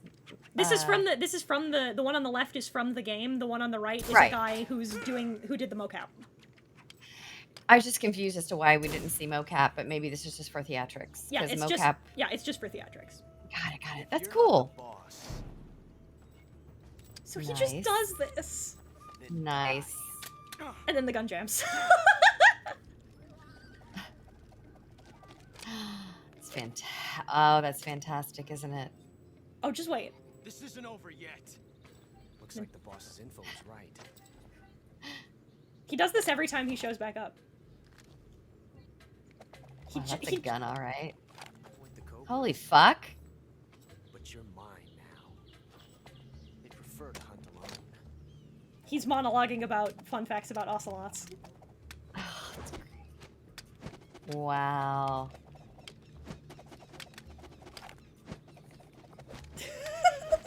Wow, he's incredible. Yeah, it's really cool. Don't get me wrong, what he's doing is incredibly cool. It's just really funny in the context of the game, because he just does this, unprompted! I love it. God, that guy's amazing, though. Holy shit. Yeah. This time I've got 12 shots. 12 shots. Oh, no, More I than think- enough to kill anything that moves. Also, he's Russian, so I don't know why he has this weird cowboy aesthetic. Yeah, maybe he's obsessed with cowboys. Our man just...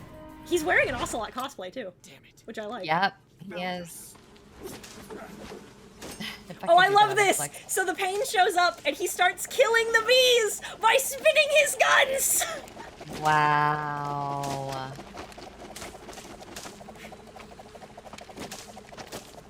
It's so fucking goofy. I love it. Yeah. You were lucky. You shouldn't do that, by the way. We'll meet again. What, try to kill bees or twirl your you shouldn't gun? kill bees that way. Let's find Ever. out. You shouldn't kill bees ever. You shouldn't kill bees ever. But like if you're like with wasps and hornets, when you kill them, they secrete like an enzyme that lets other bees know that you have killed a bee. I think you got it. Wait, what? Yeah. You killed a bee? You mean killed a, Or like a if wasp? you've killed a wasp, yeah. Showdown. Yeah. No, I know that. I think if you make it a quick death. Then it doesn't, yeah. Yeah. Snake just does it too, I guess. And then he juggles them, so you don't know which double Russian roulette, I guess. Because singular Russian roulette isn't cool enough. That's pretty incredible. This game's wild. Holy shit! Behind his back. Yeah, this game's wild. Amazing. Let me think. What's another good one? Oh, I have to. Oh God, I have to show you the quiet clip. Hang on. Quiet shoots. Yes, I have to show you when she shoots down the jet. Okay. So this is from Metal Gear Solid 5. This is quiet. This is the coolest shit in the world. One bogey on our 6. Steady at 0.4 miles. So okay, so you're in a helicopter. Hmm. Don't lead it back to Mother Base. Roger. And you are being beset upon by a fighter jet. I want to see if it'll show the. So yeah, it's like a sonic sonar, like a fucking sonic, like a fighter jet. And we're trying not to lead them back to Mother Base because Mother Base is supposed to be a secret. Fucking cinematography in this game is so good. God, the Fox engine is beautiful. So you fire those things off the side. They're for heat-seeking rockets. It's so that the rockets are drawn to the heat of the missiles and not to the heat of your helicopter. Mm-hmm. So this man's coming back around for a second barrage, right? Okay. This man, that jet is like hundreds of yards away, right? So he Okay. grabs the machine gun to try and stop it. Watch this fucking trick.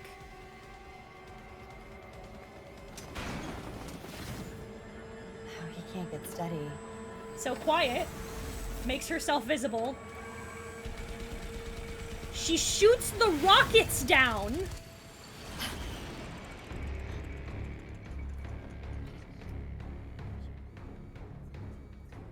And then watch this. Watch this. Is the fucking coolest. That is okay. Oh my god, what is that? That is for context. So that's a fighter jet, right? She is holding, if I want to make sure. Yes. She is holding a hunting rifle. Like a totally normal hunting rifle. Fucking watch this shit. No way.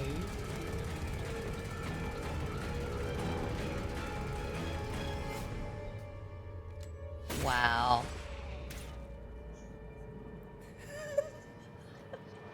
Oh my god. It's coming toward them. She headshot the pilot! Wow. She headshot the pilot of a fighter jet with a hunting rifle from inside a helicopter! Of course she did. And then Wow. it's a bolt action rifle. And then she discharges all the other bullets. She's pretty amazing. She's the fucking best. I will not hear quiet slander. Mm-hmm. People keep constantly. They're like, oh, you're quiet. Oh, Kojima took her titties out, so she sucks. She's the worst. I can't fucking believe how. My favorite is they're like, how misogynistic. What if that they made it that they made her sex like. Fucking. Did you see that? Yeah. Nobody wants That's to see pretty- women win. No, never. Women are not allowed to win. Not allowed to ever. win. Not allowed to be cool. You can't be cool and hot at the same time, don't you know? No, and you can't be smart and hot. You can't be smart and hot. You can't be cool and hot. We won't have it. It's terrible. No. And they're like, oh, it's yeah. Oh, yeah, she's just fan service. I swear to God. No, Oh, she's talk about... not from what I just saw. Oh, talk about Ghost Dad? Oh, yeah, we have to talk about Ghost Dad. So... So you'll, earlier I made a passing mention. I said Ocelot has, like, spirit medium, like, lineage, kind of. Mm-hmm. So, okay. So his dad, I'm gonna move back to the just chatting. So, so Ocelot, this isn't plot relevant, but it's a cool thing to know. The boss, the lady, the coolest lady ever, the boss is Ocelot's mom. She is his mom. Okay. And so his father was a member of the Cobra units. He's called the Sorrow. He's not plot relevant, so I kind of skipped over him because I didn't want to drag into the mess that this is. But the Sorrow died on the mission where Ocelot was, and I cannot stress to you with the biggest air quotes ever, born. The boss went on a mission while, like, super pregnant, and they had to do an emergency C-section to save the baby. It was real weird. So she has that big scar on her stomach is from like an emergency field C-section. So she's cool. She's just the coolest. But he died on that mission. However, he is a ghost in Metal Gear Solid 3. Oh. He shows up as a ghost. Now his boss fight is really funny. So you can play Metal Gear one of two ways. You can do it lethally or you can do it non-lethally. So you can kill people or you can not kill people. If you kill people, when you encounter the Sorrow, you have to walk down this river and you are dragged into the river by the souls of the people you've killed. And the whole point is, like, you're a monster leaving bodies in your wake. You're no better than your enemies. You know, it's a whole big thing, right? And the symbolism of it's really cool. However, if you don't kill people, you just walk down the river. And that's it. Nothing happens. It's just, you just get to, because if you kill people, it's this whole, like, oh, you have to cross the river Styx metaphor. But if you don't kill anybody, then you just aren't impeded because there's nobody to drag you down. So Ocelot's dad is canonically a ghost, which is why there is some merit to the theory that Liquid is actually possessing Ocelot. Mm-hmm. Because there's this belief that Ocelot and his family have, like, spirit medium tendencies, I guess, and that they can speak to the dead. It's why the boss keeps coming back in, like, AI form. It's the idea that people keep trapping her soul because ghost shit. I don't... It's real weird. Metal Gear's really weird. They want me to tell you about the egg. God. Okay. So this is a my chat thing. Mm-hmm. So Metal Gear, like most, thank you for the follow. Metal Gear, like most game franchises, my follow theme is the Halloween theme. So like most game franchises, has its own wiki. And one of my lovely regulars, my dear Wandering Lost Breeze, they came into my chat when I was talking about Metal Gear, knowing nothing. And they hit. Did you hit random page? Is that how it happened? You either hit random page or you followed a different article. And was met with if I go back to the rant screen for a second, was met with this. This is the Metal Gear Wikipedia page for eggs. It just talks about eggs as a concept, what an egg is. Eggs. And then all of the egg metaphors and usages and appearances of eggs in Metal Gear. Okay, so this is specific to Metal Gear. Yes. Okay. I don't know what to tell you. This is just here.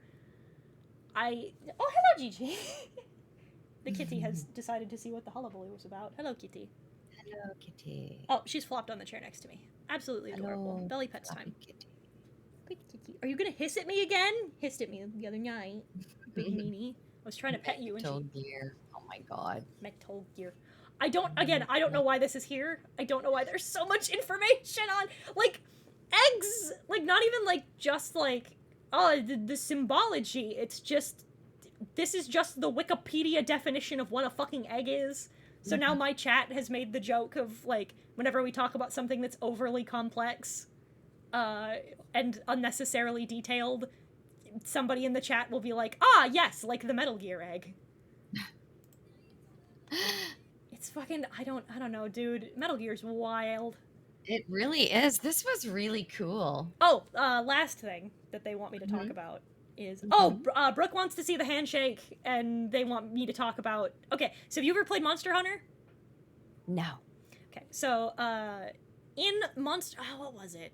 The last one that was on the PSP. I don't remember which one that was. I also don't play Monster Hunter. In the last one that was on the PSP, there was a crossover. there was a beautiful crossover with Metal Gear, Peace Walker at the time, and you could get a special monster that you could hunt and fight in Monster Hunter.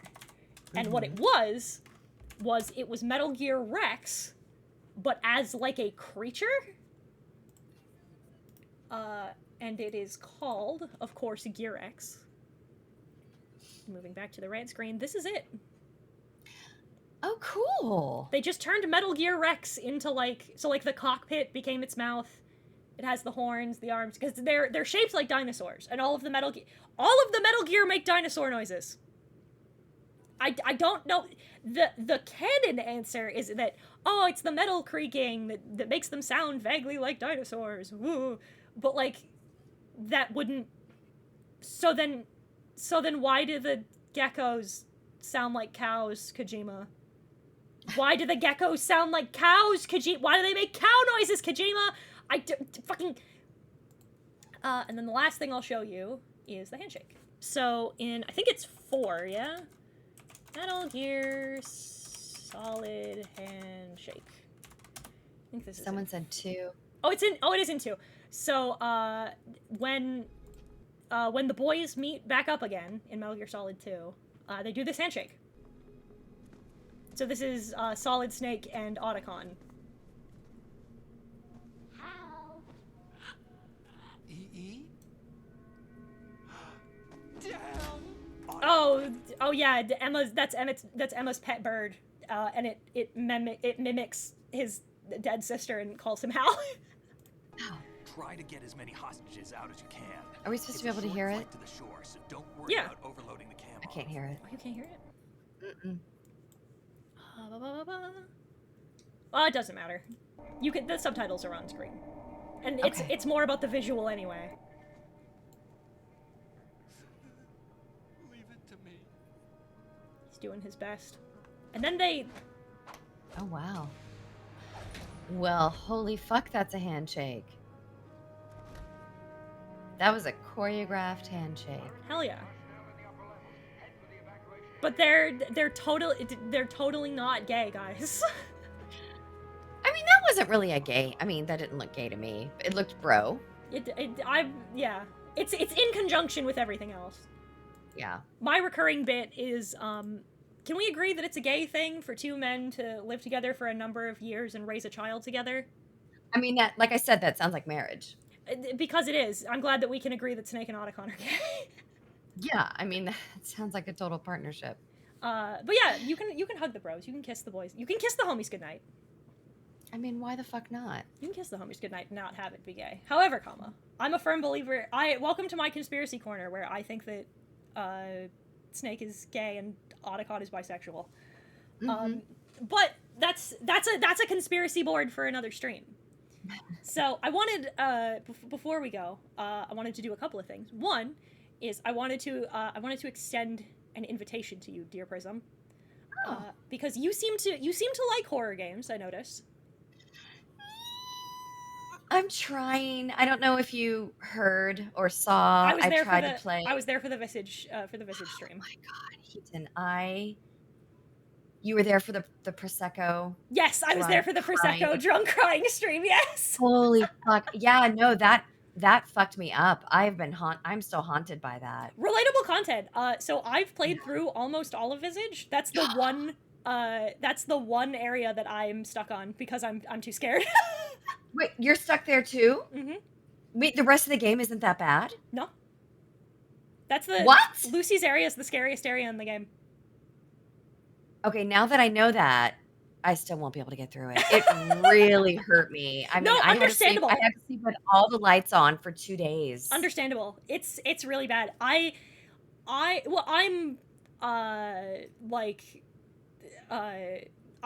a huge horror aficionado, of course, and so my tolerance might be higher than yours, of course, but oh, I know it is. But I really liked Visage. I'm having a good time with it, and I'm gonna try and finish it soon. But I noticed you've been playing Little Nightmares. Yes, I love it. Yes. Which is a much easier paced horror. Oh, yeah. I've also played Inside. You've played Inside. Well, yeah, same idea. And then you've Love also been it. playing Phasmo off and on. Yes. I have been playing Phasmo off and on. I wouldn't be able to play Phasmo if it were not a collab with friends. We're not a friend. Yeah. So I would like to extend an invitation for you. Should you ever wish to collab again? Yeah. What you got? So like I said, I'm a huge horror game fan. Okay. Would you like to hang out while I play, so that way you can get the horror experience and not suffer? Which game? I have a few. Okay, tell me. I'm gonna finish Visage. But yeah. I don't know. Well, you can let me know when you're playing Visage. Maybe I'll. Okay. So to answer your question, why does it say stream is? Oh, okay. Stream is paused. Did you? Oh, it's because I minimized the window. Hang on. I'll just. Oh yeah, no worries. The answer is yes. I would love to come hang out, and I really do enjoy watching people play games. That's a thing. I'll do that off stream. Like, people are like, "Oh, you're not a gamer. You don't play games off stream." I'm like, I'm really not. I like to watch people play games. That's what I do off stream. If I'm on Twitch or whatever, like well, of course, I love to watch my mutuals and my VTuber friends of course, stream. But I really do like watching people. So the answer is yes. I would love to come hang out while you play a game. Play some. I don't. Some Visage. I don't know. Oh Jesus. Oh no. Obby's in the banished. But yeah, some what are you laughing at? I know the nice answers are stuff like Resident Evil, because I'm gonna play Resi 7 at some point. Stuff I'll like, come hang out with you while you play a Resident Evil game. Yeah, stuff like Outlast. I don't know Outlast. Outlast, I'm Scared. Home Sweet Home. Some of the stuff I have that's like spooky. But I was looking at my I was looking at my list of games. One of them I'd absolutely love to play with you is Observation Duty. I think that'd be fun. I don't know that game. It is a spooky game of spot the difference. I don't know Spot the Difference. You're so like, well, have you never like in a picture book played Spot the Difference? Oh yes. Oh Yeah, that. it's yes, like that. yes. You're on cameras and you have to keep looking at the cameras and see what has changed. Oh, does that take place like in a convenience store? Yeah, one of them does. I've seen my friend Juzo play that before. Mhm. Yes, it's creepy as shit, but I could handle it if it was a collab. Yes. Yeah, I think that'd be fun. But I was looking. I would love to. I was scrolling through, and my chat might understand why. I saw the Watson Scott test and was like, that'd be funny for me. I don't know what the Watson Scott test is. The Watson Scott test is it's a little intense. It's a little like, if you couldn't handle the tension in Visage, then the Watson Scott test would fuck you up for real. So here's why. Okay, I'll tell you a quick story. Mhm. Here's why I want to love horror games and horror movies. Mhm. I respect the shit out of that genre. Mhm. I Mhm. respect it in the film industry and in the gaming industry because there's certain things that horror does that you're not going to get Anywhere else. that you're not. And I'm not just talking about the obvious being scared. I'm not just talking about the fear and the stomach, dropping out of your ass and everything and being fucking freaked out and the anxiety. Yeah. Yes. But there's other things that are explored within I will just say within the art of horror. Sorry for sounding like an absolute fucking film major, but here we are. The one thing you never have to worry about on my streams is people not liking you for doing that. I do it a lot. I mean, I am a total theater, film, music nerd from heaven. Like I just that is my thing. And what I love about horror and the few horror games that I've been able to horror movies that I've watched with friends. I've only been able to get through them if they tell me when to hide my eyes because the visual stays with me and I can't shake it. But here's a good example of why I love horror. There's a movie called Hereditary. Yes! Oh my god! My favorite movie! My all-time favorite horror movie. I fucking adore Hereditary. I fucking wanted to see that so badly, and I am a huge Toni. I was gonna say Collette. Is that her last name? Yes, Toni Collette. Okay, first of all, she's my wife. She just doesn't know it yet. She's so good. She's so good. The fact that she didn't get an Oscar for that movie is bullshit. It's such fucking bullshit. She's a fucking phenomenal actor. Like so good. Yeah. So a friend of mine who is really into horror, and he was like, I really want to show you some horror movies because you seem like you really want to like it. And I'm like, I do. He's like, look, why don't I'll bring Hereditary over. And I will watch it with you and you will be in a comfortable, safe space. And I can tell you when to not look or whatever. So it's like, okay. The first hour, I was so in love. The ambiance is amazing. The fucking artistry, like the camera, the slow pans. They built the whole set, the whole house. They built it as a set so that they could take it apart to make it look like a dollhouse. I didn't know that. And yes, I would say it looks like a dollhouse, the different colored doors. There's such a focus. And that's the same director as Midsommar, right? Yes. Okay, I was able to handle Midsommar, although the ending was fucking stupid. But I was, thank you for being a follow. I appreciate it. Thank you for joining the I thought the ending was so dumb, but I like that director. Me too. What was the other movie from that director that I saw that I could handle? I can't remember. Anyway, back to Hereditary. Oh, geez. Thank you for the follow. So here's where I got into trouble, and it's amazing that I've been able to play any of Phasmo, and it's amazing that I even attempted Visage because of the paranormal. I cannot handle paranormal. Ghosts are not for you? No. And so when I realized that the movie was about something else, because at first I thought the movie was about a very bad choice and a very bad situation. And to me, that is horror. That fucking I don't need blood and guts and ghosts to give me a horror movie. I have seen some other like psychological horror movies love that psychological are horror. just based on unfortunate fucking very bad decisions. And then you watch the protagonist and the other characters try to either damage control or get out of it or whatever. And like no one has to necessarily die, although someone always dies. Yeah. So when I realized that there was an element, and then that's what the movie was, I had to tap out. Oh yeah. I had to tap out. Mm-hmm. Yeah. The Have fucking- you ever seen? Sorry, have Go you for it. ever seen The Tale of Two Sisters? No. Hiten. Okay. Listen to me. Mm-hmm. That is an old movie. Okay. Okay. It came out in like 2001 or 2002, It's not maybe an old 2003. movie. Well, I mean, I don't think it's an old movie either. It's a baby doll. Korean horror film. It's a Korean horror film. Did you get some biddies? I did get some biddies. I'm gonna let you. I'll explain my sound in a minute, but yeah. No, that scared me. It was awesome. There's a story behind it, but I'll explain that when you're done. Go ahead. Yeah. It is a psychological horror film. Mm-hmm. It made me absolutely weep. Because fucking Korean horror films. Horror films are the East Asian horror market is powerful. It really God. kicked my emotional ass. It So really fucking hit scary. me. It hit me so hard.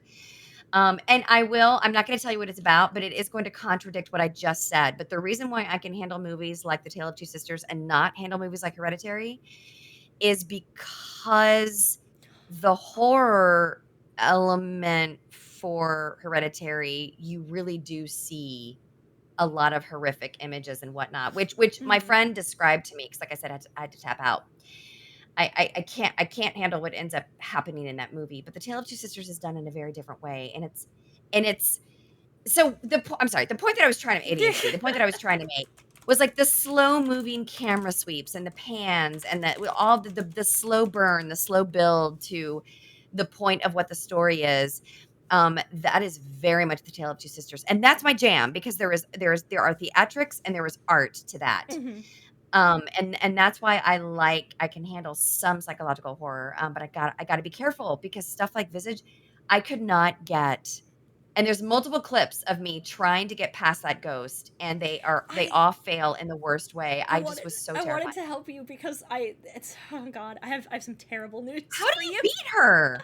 Because once your proximity, like once you're somewhat, you just have to run. You just have to run. That's it. You just run. You just run. You can't fight her. You have to run away. I was trying to tell you this in chat because I was watching and it was hurting. I wanted to help. Oh, I want backseat gaming. I encourage backseat gaming. You did it to yourself. You can't stay in one area for too long or she'll spawn. And you were just so scared to leave that area, and that's why I kept trying to be like, you can't, you have to keep going. If you keep going, she'll spot if you stay in one spot. I might not have seen you. Yeah, because I do encourage backseat gaming because I get really bad anxiety. Don't fucking ask me why I'm trying to play horror. Yeah, trying to play horror games. Somebody asked me for recommendations. I'll hit you with a couple. Yeah. Go. I love the Watson Scott test. It takes the form of you doing like filling out like a personality test, and it just slowly gets more fucked up as time goes on. My favorite sequence of questions were in order. It was, how far away are you from the nearest police station? Do you think you could run there if you needed to? How many people are in your house? Are you sure? Oh my God, no! Oh my God. It's so good. It's so good. It's so spooky. I really like Visage. It's really intense, but I like it. I will always recommend Silent Hill 2, of course. I'm sure you're all tired of hearing it, but Silent Hill 2 is the best. I would recommend. Justin gave an excellent one. We should maybe play Faith. So Faith is made by New Blood, who make one of my favorite games of all time, or they're the publisher of one of my favorite games of all time. They publish Ultra Kill.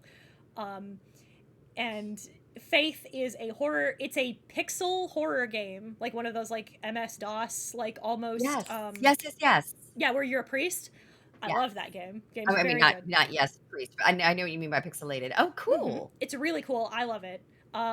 We should play that when chapter. I'm waiting until chapter 3 comes out to play Faith. I'm waiting until it finishes because it's gonna finish soon. Listen, I'm down with playing a horror game for you I'm sorry, you. with you. I guess I would be playing Oh it my for God. you more or less. You would be playing it for me, but I would love to play with you sometime as long as I mean, maybe we play a little off stream to see if I can handle it. Although For sure. it is hilarious for any chat to see me freak out because I do freak out in the best way. But listen, nothing will ever. You don't have to worry. I will not judge you in the slightest because I get it. I'm a monster. I will, however, I'm going to make fun of my friend Mortis again. Because he played I was hanging out with him while he played Resident Evil 8 because he is also a big baby. But he also craved Magneto titties and so wanted to see Heisenberg. So really? we were playing together, and a jump scare in the opening where crows fly in front of your face got him so hard that he had to pull up the pause menu and he cried. Oh my God. I feel that. I feel it. God, please. Oh my God. You'll never let it down. Never. Mortis. I shamed the are werewolf boy. We are kindred spirits. I did cry on stream and I was destroyed. Maybe if I can get okay. So does Lucy try to kill you the whole game, or do they all try to kill you? They all do. Some of them are more aggressive than others. The grandma is not as aggressive, but the Radon, the last guy, he proceeded to beat me to death with crutches so many times. It's that area where you have to drag the bodies out of the elevators bullshit in this essay. Oh my God. You also redeemed one of my redeems, which is a cursed fun fact. Oh, I did? No, somebody in my chat, the same person you asked, redeemed cursed fun fact. So I'm gonna hit you with. You had one of those actually when we first started. I don't know if you saw it. I didn't. I'll hit you with. Then I'll hit you with two. I'll hit you with one of my favorites, which is the thing I tell all of my guests. Did you know that you physically cannot hold a severed head with one hand? You have to hold it with two hands because no matter how small it is, the shape will always make the weight distribute wrong. What? Yeah. Can you hold a non-severed head with one hand? I mean, ideally. What you can't balance a severed head in one hand? It's because of the shape. Okay, hold. Who fucking tested this? I learned this from I was reading a thread of like what is a thing that you know that people immediately ask you, how do you know that? And it was a med student was talking about it. He said when he had to do his when he was doing his what's the term, his internship in the morgue, they told him that. Okay. So that's how I know, because I was just like, what are some interesting, because the shape, the weight doesn't distribute correctly, so you have to hold it weird. Another good one of my personal favorites is oh god, how the fuck does this, Gigi does not want to hear about this. You know what? Because she ran away, I'll tell you another one of my favorite. This is so random, and the story of how I know this is not satisfying. In the United States, it is legal for you to eat your own pets. However, it is... What? Yes, but it is illegal for you to feed them to others. Other people? Yeah. Why would it need to be illegal to eat your own pet? So the reason, this is actually kind of interesting. You can't, it's the same laws that keep you from, like, if you go out hunting and you hunt a deer, you can't sell it in a restaurant. It's the same reason. Because they have not been raised to USDA standards, you don't know what parasites or illnesses the animal has. And if you're willing to do it to yourself, it's fine. But you can't give it to other people. And you certainly can't sell it because you do not know what is in the meat that you're selling. Okay. I don't eat your pets. No, Please. don't. Just don't. So Don't eat your so the pets. reason I know this is because I was having a conversation with my mom about. It started with we were talking about how people have farm animals as pets. Like some people have like chickens and pigs as pets, right? Mm-hmm. And I was thinking, I was like, does the law cover like eating your pets? Is that a thing you can do? And so I looked it up, and it does. You can. You just can't feed them to others, which I think is neat. Oh, I've got another fun one. This one's not as Okay. gross, but this is a fun one. Okay. Uh, there is a law in New York. It is called the Ghostbusters Clause. What? And it states that you cannot claim a house is haunted if it isn't actually haunted. Look up. This is real. Look up the Ghostbusters ruling. A real estate company tried to sell a house on the premise that it was haunted. They tried to use it as like a marketing tactic to see if it was haunted, and they couldn't sell the house, so they eventually sold it to somebody by omitting it. Well, it turns out that there was paranormal activity happening in the house. Oh my God. So when the people who lived in the house found out that it had been marketed as being haunted beforehand, and that fact had been kept from them afterwards, they sued the real estate company for false advertising because they failed to disclose that the house was haunted. So it started as a lie, and then they realized they knew they were lying, and so then they When the got lie rid of didn't, the lie, but it was actually true. it was actually true. Holy fuck. And now it's illegal. You cannot. That's why, fun fact, chat, if you ask when you go to buy a house, if you ask the realtor if the house is haunted, it's why they can't answer. Well, can't they just say no? Oh, Because if they say know. no and then paranormal activity occurs in the house, then they're liable for false advertisement. Oh my God. For non-disclosure, I think it is. Because there's a law that you have to, if somebody dies in the house, they have to tell you. What? Really? Mm-hmm. If somebody, if you buy a house and there was a murder that happened there, legally they have to tell you. I wouldn't want to. I think it's a health thing. I think that's why. I think it's a health reason. I have well, I don't know if it's cursed. I think it's just kind of a shame, but Mm-hmm. I bet you know this though. As of September 2017, I mean, this is not a cursed paranormal anything. Yeah. This is just unfortunate because Texas. But it's true as enough, of for sure. As of 2017, it is legal to carry a knife, but not just a knife. Okay, because Mm-hmm. Texas has this open carry gun policy, Mm-hmm. which I'm not going to get into right now. No politics on the stream. Nope. And this is not political either. This is just a fun fact. This is just, of course, Texas. 2017, it is legal to carry a knife with a blade longer than 5.5 inches in many places in Texas. Though there are exceptions carved out, ha ha ha, thanks for the pun, fucking. Though there are exceptions carved out, Texans are now allowed to openly carry Jimbowie, Mm-hmm. right? Is that how you say it? I think so. Rambo knives, daggers, swords, and yes, even machetes. Yeah, you can open carry swords in Texas.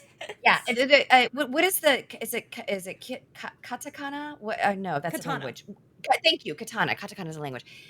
Yeah, you can fucking carry a katana sword in most areas of Texas. You can just open carry them. Yeah, just fucking carry. I just like, wow, that's.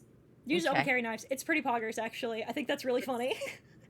I think I'm less threatened by someone carrying a katana. A katana than anything else. But I mean, because what the fuck? You think Barry, who works part-time at the fucking local GameStop, is gonna be able to know how to use that thing? I don't fucking think so.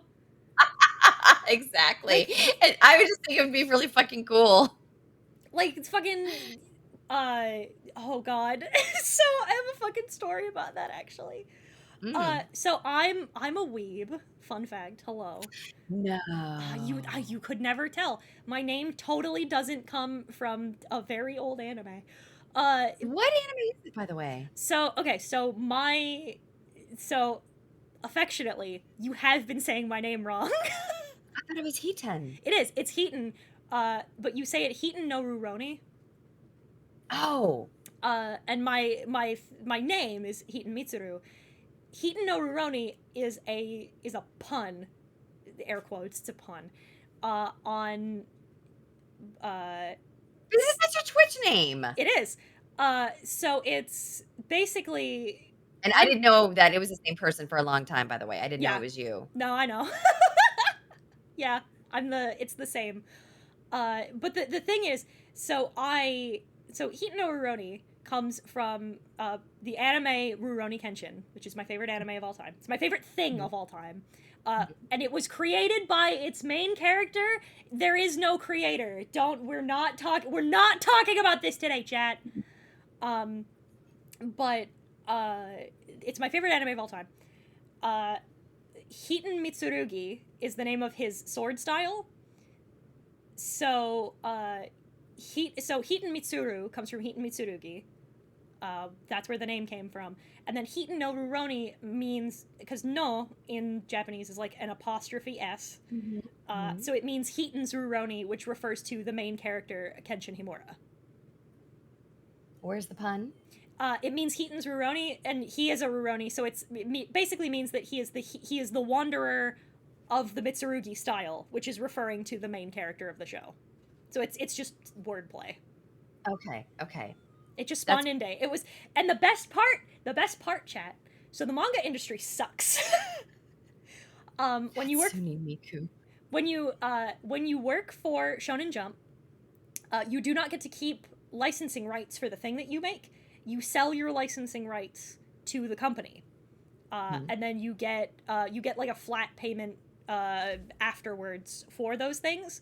So I get to watch the new anime and read the manga and buy the merchandise to my heart's content because the person who created it, who sucks, does not see a dime of that money. So it was so I get to Hatsune this Miku as much as I fucking want. He gets nothing, so I get to continue to enjoy the thing that he made and sell him down the fucking river. Interesting. But it's my favorite anime of all time. That's cool. We don't. That would be a whole nother stream. Do you like the live action? Yes. I figured you did. I have So my collection is vast, and it includes all of the live action movies, the whole anime, the 2016 movie that they made, both the prequel and the sequel movies, the original movie, the light novel, all of the manga, and I have I have 3 copies of Shonen Jump, the magazine, where the manga first debuted in English, where the light novel's first chapter was published for the first time, and where the spin-off the spin-off one-shot was published. None of those things are published in English anywhere else, and I have them. They are part of my collection. I also own both character art books, the Japanese one and the English one. I also own the English one in Japanese.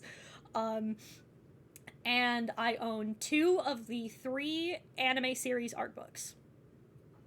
Wow. It's my favorite thing of all time, so I support it violently. There is going to be a new anime thing in 2023, and I'm so fucking excited about it! Oh, God, I've worried that you'd already hate it. So, we're not gonna we won't get into this on stream. If you and I want to talk about this off stream, we can, but we don't have the time for this on stream. But, I have some concerns, but we have a singular trailer. And I'm excited. I'm excited for more Kenshin. I hope that like a new generation gets to like the thing that made me a creative, basically. But there was something else I wanted to say as well. Fuck. Oh yes. We will talk about Trigun another day. Shush. So I have another thing another invite I would like to extend to you. Okay. Dearest Prism. Yes. Do you play any tabletop role-playing games, such as Dungeons & Dragons? No. Would you like to? Here's the problem. Mm-hmm. Aside from, Venus being a poisonous planet, here's why well, not aside from, let me start that sentence over. one day on Venus is like over 1,400 Earth hours. Hmm. But I joke about needing to live on Venus, Not enough but hours in the it's day. poisonous because I'll die. Yeah, because I know myself. I Hmm. know that if I started playing D&D or just another tabletop game, You just get I would hooked. become so engrossed because I'm already not like I've noticed since I've started VTubing, I'm not, and I'm a health nut. I do Hmm. skate. Like I'm not gonna say I'm a skater, but like I have some fucking moxie roller skates. Hmm. I do skate. I'm a gym nut.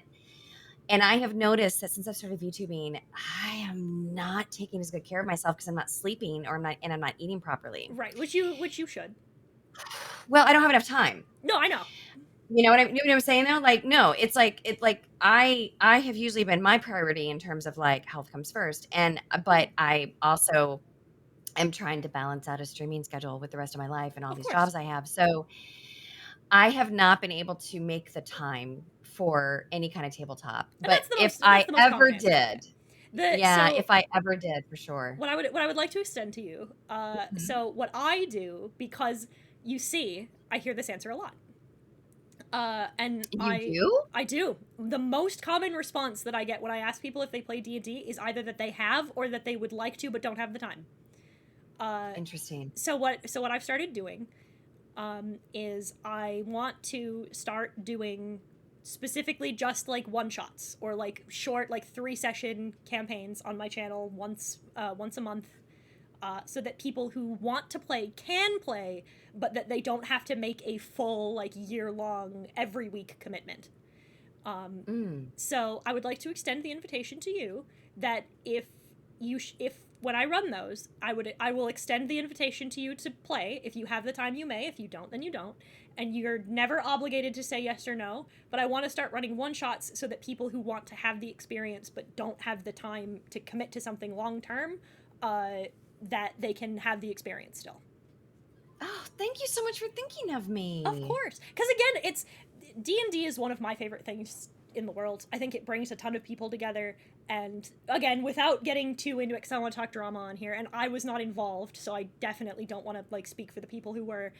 But I know that there have been people in the VTuber community who have tried to run Dungeons and Dragons, and it was a terrible experience. Their DM was awful to Oh, them, and it oh. breaks my heart to see people turned away from the hobby because somebody made them feel uncomfortable or like they were not welcome. Mhm. I will not have that. I just can't. So the whole Mm. goal with me doing this with other VTubers and extending the invitation is that I want people to know that I am a safe place for people to explore the hobby and enjoy the hobby without feeling like they are being uh, pressured into anything. Uh, Mhm. and then again, because the most common response is, "Oh, we don't have time for a long term campaign, so I'll run one shots, so that way you can still have fun and play the game and enjoy the experience, but you don't have to commit to anything long term." So it's Okay. for everybody. Yeah, well, I'd be willing to try that. Awesome. I'd You'd love to. have to teach me though. I'll teach you. I'll. Okay. My brain immediately Okay. went to, "I'll guide your hips. It'll be fine." I mean, my hips are very guidable. It's true. They also Mhm. do not lie, from what I've heard. They Did you tell see that clip? they tell exclusively truths, from what I've I been told. saw that clip that was released on Taka's Twitter. Yes. Oh my god, that was so fucking. I love Badaneko. Oh, she's so funny. I bet. But my She's great. goals. I talked to. I can say. I talked to Heavenly. Heavenly wanted to join. Oh, nice. So I invited him. I want to invite you. I do eventually. I want to invite. To extend the invite further. Taka, Froggy, uh, Party Demoness, Cabal, a ton of people who I like, who have Mhm. they all every time fucking pumpkin fucking Crafty was vouching for me with Pumpkin Potion and Bury the Bugbear because I wanted to start playing Vampire the Masquerade, and they said the same thing you said, where they were like, I really want to, but I don't have the time. So I was like, this is what I'm doing. I'm trying to gather it together so that the VTubers who want to play but don't have the time for a full campaign, so you can still have the fun. Yeah, that sounds great. I No, do love that's a that. great it's a great idea, and, Mhm. that does make me feel less pressured, yeah. Yeah, so that way, like, so basically, the next time I run a one shot, I'll shoot the info your way about like what we're doing, what the overall theme is, the days that we're planning on doing it, and then if you have the time, you can say yes. If no, then I'll hit you up when we do the next one. That sounds great. Thank You're you. welcome. Because I think you'd love it. I think you'd have a blast. I have been told by all of my friends, "We cannot believe you don't play D&D." They're always like seriously, I've had probably every single friend in my life who's a tabletop gamer say to me, "How the fuck, you of all people, how the fuck have you never played D&D?" It feels And like I'm something like, you would like. yeah. I feel like it would be I mean, considering people who know me really well, like, they think I should be playing it, and I've always had an interest, but yeah, it comes down to time, and I think that's probably used as an excuse, like, VTubers like, "Oh, I don't have time, I don't have time." But let me tell you, this is a fucking like, VTubing is fucking full time, It like, is. it is It's hard. fellas, we're gonna get real here. I'm gonna turn the chair around and sit backwards in it for a minute, chat. We're gonna This talk. is Uh, so fucking hard to yeah, maintain. this stream, this PowerPoint, this took me like a month to put together. You're welcome. Thank you, Brooke. Thank you, Brooke. Brooke, I was getting down to crunch time, and I'm like, oh fuck. And Brooke was like, I'll help you. And so she gathered a bunch of the images. I was going to thank you. I almost forgot. Thank you. Uh, Brooke gathered a bunch of the images for us to use here. I'm sitting on the top of the stairs waiting. But she gathered all of the images for me, so that way I could just slap them into the PowerPoint.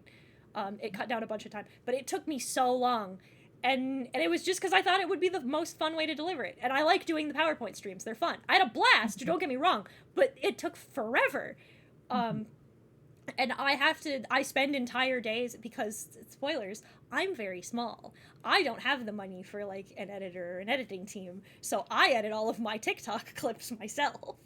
Respect. Um, so I Respect. so I had to comb through. I typically comb. I wait like a month, and I comb through all of the clips that my chat has taken, and then I edit. I download them. I re-edit them for TikTok, and then I schedule them. And by the time I run out, I usually have about a month more. Blah blah blah, back and forth. But I spend like a whole day, like a whole day to multiple days, depending on how long, just editing clips for TikTok. Mhm. I made all of the only I made all of my assets. The only exception is my logo on top of my chat that was made by Yuki Goomba, and the rigging for my model was done by Nezzy Monster. But I drew my model. I drew all of my assets. Amazing. My stream layouts. Mhm. My emotes. My alerts. Those and my alert gifts. Those were done by Yuki as well. But like a ton Mhm. of it, I do myself. It's full time. It's a bunch of work. It's tough. It's I've been a performer my entire life, and this is actually the hardest. This is It's actually the yeah. it's because it's also it's technical. It's so It technical. it's all Fucking technical. oh, that's right. Crafty helped me with my model concept. That's true. Oh, cool. Cause I fucking I'm gonna this is where we're gonna shout Crafty out because I know that you've seen his peanut of you. Yes, it's so cute, Um, Crafty. he so And I've met Crafty before. I've met Crafty on somewhere. I met Crafty. I interacted with Crafty. Crafty, haven't we interacted before? Oh my god, am I high? I'm not high. but the fucking like I just got when I was designing my model, I got so in my own head about it. Mhm. Uh, and I went back and forth on a ton of designs. My first version design, I had moose antler, and I realized how fucking horrific it would be to draw that multiple times and like at weird angles and how terrible that'd be to rig. And I just got so in my own head about it, and I was like, I can't see the forest for the trees anymore. Here's the mood boards. Here's what I've done. And I sent it to him, and I was like, my concept is I want to look like a Devil May Cry boss. And then he sent me back this, and it was perfect. It was exactly what I Mhm. wanted. Yeah, okay, we haven't interacted with Crafty. It might just be because I've watched some clips of you. But no, I'm aware of the peanut. It's super cute. I've seen it. Um, oh yeah, talk yeah. Yes. You might have interacted when we talked about Messy, Mm-hmm. who I don't know what that means. Mesabelle is a character on his show. She's the goo girl, the blue goo girl. I mean, I seem to remember having a conversation with Dr. Crafty, but maybe it was only in my dreams. Possibly. Maybe. He does have that problem. I mean, I didn't call it a problem. I do. Fucking motherfucker's on like eldritch probation because he fucked an eldritch god and got a terrible case of warlock, and now I'm his fucking probation officer. Maybe it's because his DMs are always open. What do you think about that, Dr. Crafty? Distinctly possible. Mm-hmm. But listen, well, you know what? It's 2:57. Let's make it a full 3 hours. Poggers. I'm down for that. Yeah. I was gonna say, so I've been performing my whole life, and I started researching VTubing a year and a half ago. Yeah. And I started saving up for it and doing my research, and I had some mutual friends then and now, they're still my friends, who were also interested, and they brought it up to me, and they were like, "Hey, have you ever considered VTubing?" And I said, I've been contemplating, but the amount of time and money, and I will pull my hair out. I'm not a technical person. And you are at all times. Even if you have, because like a lot of successful YouTubers, and this is not to this is not to say anything bad about anybody, just to make that clear. Right. There are some VTubers that are technically inclined. They have that kind of brain. They have audio. Maybe they're an engineer in a previous life. They have, they understand the basics of OBS, whichever streaming program they use. Mm-hmm. They understand monitor and output. They understand adding scenes. A lot of artists don't, not that they don't struggle as much, but when it comes to the concept of layers and whatnot, when you're looking at the streaming platform that you use, or you're trying to make some marketing, it might take an artist 30 seconds, but it takes me an hour because I'm not. So there are certain things that might make learning how to VTube a little bit more accessible to someone, as opposed to me. I have never done any of this stuff before, ever. And so 100% self-taught, and it's just so slow going. And so I started researching it about a year and a half ago, and then I got too scared. And I was like, I can't do this. I don't relatable content. Me too. Yeah, I'm like, literally, what's an OBS? Literally, what's a source? What's a fucking browser? I mean, I know what a browser source is, but like, I was so terrified, and I had a lot of people to help me, and I had a lot of people and I still do, because I scuff bad all the time. If anyone came to my, oh my God, I've had 2 really bad streams. I had a Gartic phone stream that went bad, and at my Fortnite stream on Friday was a little iffy, because it's just always fucking audio. It's always fucking audio. Fuck, I'm so annoyed by it. But AV shit is whack. I tried to learn a little bit more about it. Like, AV is the problem. Somebody said this very well. Like, AV stuff is tough because it's all technical jargon, and if you have no idea what the words mean, it's just Chinese, dog. You might as well be speaking fucking Danish at me. I don't, like, it's another language. I have no idea. I can't read this. What do these words mean? For sure. And Dr. Crafty, you bring up a good point, but also not really. I mean, YouTube tutorials are my best friend for sure. But if you don't know what you're doing at all, and the YouTube tutorial is like, open this program, go here, shift this, adjust this, I have to now Google what they're talking about to understand how to get to the place that they want me to get to in the program. I wanted to try to learn how to 3D model for totally not nerd-based reasons, and the basic shit, they were like, you have so you're going to want to do this, and I'm like, what the fuck does that mean? And I had to look up another tutorial, and I'm not kidding you, at one point I got like 4 tutorials nested to figure out what one term meant. Oh my God, relatable. Fucking relatable. And I'm like, I don't know, what am I doing here? Why am I here? Yeah, fucking, no, yeah. And like the art side of this came easy, because like I drew this model.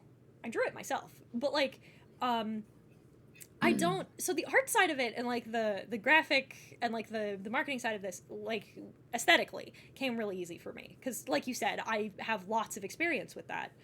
I'm a character designer. As an artist, I consider myself a character designer by trade, right? But like every time Justin can attest, my boy, that every time something happens, when I wanted to get BikuBot working, my response was, Justin, how does it work? And he goes, well, like, what part of it don't you get? And I just looked at him and I blinked one eye and then the other, and he went, oh, Oh, okay. shit, you just have ads. Your ads are running now. Damn it. Yeah. So if an ad runs, then chat can't hear us, right? Yeah. So we just, Yeah. Yeah, you have major ads on your. Okay, they're over. yeah. They're over. I have them set so that they'll only run the one. Yeah. But she designed my dragon. I love it. Yeah, I did. I did design Justin's character. Heaton's art friend and business partner can confirm that some of us just ain't cut for certain things. It's true. But like, yeah, no, and I want to thank you so much, this Justin. Yeah, well, yes, but there's something above. Okay, there is major props for just diving in with no experience and learning and doing. It's fucking terrifying, though. Mm-hmm. It's so scary. The thing I was the most afraid of, and still am, to be completely honest, is the financial commitment. Oh my God. Nobody prepares you for how expensive Nobody. E2D is. No, like the model, I paid. Kamaniki is my okay. So my original 2D design is from Mimcubus, actually. Oh, I did not know this. Mim and I kind of work together on Prism, but Mim is the main designer behind Prism. I mean, we decided that she's pretty much me. I mean, I am actually literally am a 2D character. I'm not a real life person at all. I roller skate. I am a unicorn. I am a fucking unicorn. And then we handed everything off to Kamaniki, and then my rigger is Nokoyama. Mm-hmm. None of this is cheap. There's no flex or brag, though. It just means I budgeted for that. But then money doesn't stop. Like, I want fan art. I want to commission art with my friends. I want to get new backgrounds. I want to get some more music commissioned. And it's like, ooh, I was not aware of what I'm doing to myself. And it's all worth it, but it's really for sure. hard. It's like, so for for mine, I've been talking with some friends and stuff. Hey, baby doll. Ah! Thank you for gifting Prism a sub. Oh my God, thank you so much, James. Oh wow, thank you. Yeah, just rank your own model, forehead. Thanks. It sure did.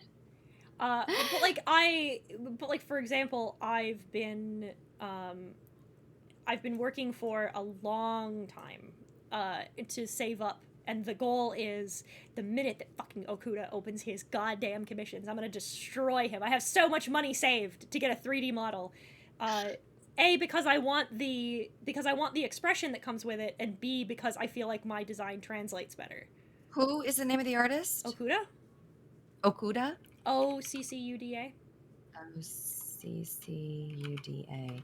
I'm looking for a 3D model. Oh, they're not on Twitter. Oh yeah, they are. Hang on. I'll get you the link. I put Okuda because I might have spelled it wrong, but I wonder if I follow them. Maybe it's Muncie. It might be Muncie. I follow them on Twitter, so I'll just send you. No, I can't find it. Fuck you, James. I just went to check Twitter and James DM'd me. Big Boss believes in Santa Claus. Fuck off. Oh my God. But I've been saving. I've been doing a bunch of saving, and I love his art style. I love the way that, because his stuff is sort of in between like the anime aesthetic and like a more Western style, which is I think what my art is. Oh, it's 2 U's. I'm a fool. Here, I'll link you. See. I want my 3D model to look exactly like 2D. I just want it to be, but I mean, sorry, exactly like the model I have now. But I want to be 3D. So everyone's fucking comms are closed. Everyone's comms. Wait, are their comms closed? Their comms are closed. They just finished their comms. They're taking a break. Okay. I'm waiting. I'm ladies, I see your comments. And they make me smile. I am stalking, and I'm waiting for when you least expect it.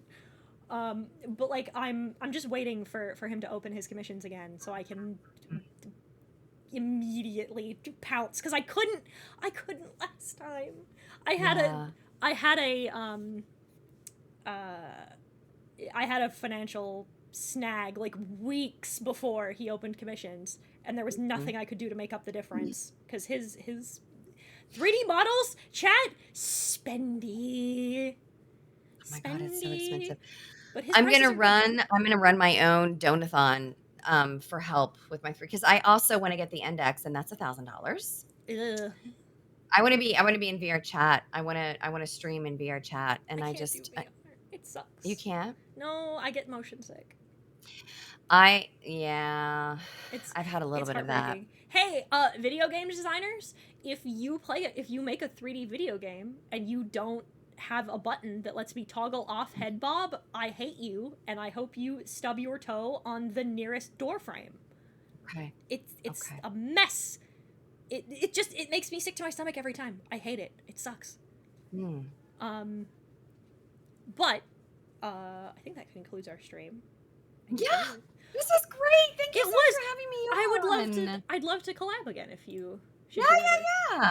I definitely would love to. Well, I'm gonna watch you play some games, and maybe we can play a horror game together. And We should. yeah. This is a lot of fun. The best. I was about to say most of my streams for the rest of the month are going to be I'm doing Art Fight, which is a big. It's basically you submit a bunch of characters and you get sorted into 2 teams. You pick. And then you have to draw. You attack other people by drawing their OCs. It's like a big art trade. I'm doing that this month. Cool. So I've been just churning out a bunch of artwork. I need the practice. And you know what we're gonna do? We're gonna, because we always end our streams by doing a raid because of course it's the good thing to do. We're gonna raid our good boy Crouching Idiot because his stream has started and he's streaming Guilty Gear. I just want to tell you in chat while I form this. Our boy, we should all be very proud of our boy. When we went to MomoCon, he played in the MomoCon Guilty Gear circuit, and our boy, he came in 25th out of 108. Holy shit. He has also been doing really well in his recent beginners matches. He came in, it was 8th, and then I think he came in 8th out of 20, and then 5th out of 20. Wow. Cracked top 10 both times. He's very good. He refuses to accept that he is simply very good at Guilty Gear. He's going to teach me because I want to be good at the big titty samurai mommy, but I'm not. I'm very bad at fighting games, but I want to be better. Nice. The goal is simply to get good. Yeah. There we go. Thanks for having me again. This You're was welcome. So fun. Thanks for the Metal Gear explanation. You're more than welcome at any point. I'm glad that you learned something. I did. We might start playing MGS5 at some point. You should come out around for those. Yeah. All right. Cool. So as per usual, chat, as I say every time, be kind, be respectful, do not overly promote my chat. Let them know that the Legion of the Eye is an ally and is not rude. So go be nice. Say hi. Goodbye. Bye. Thank you. Bye-bye.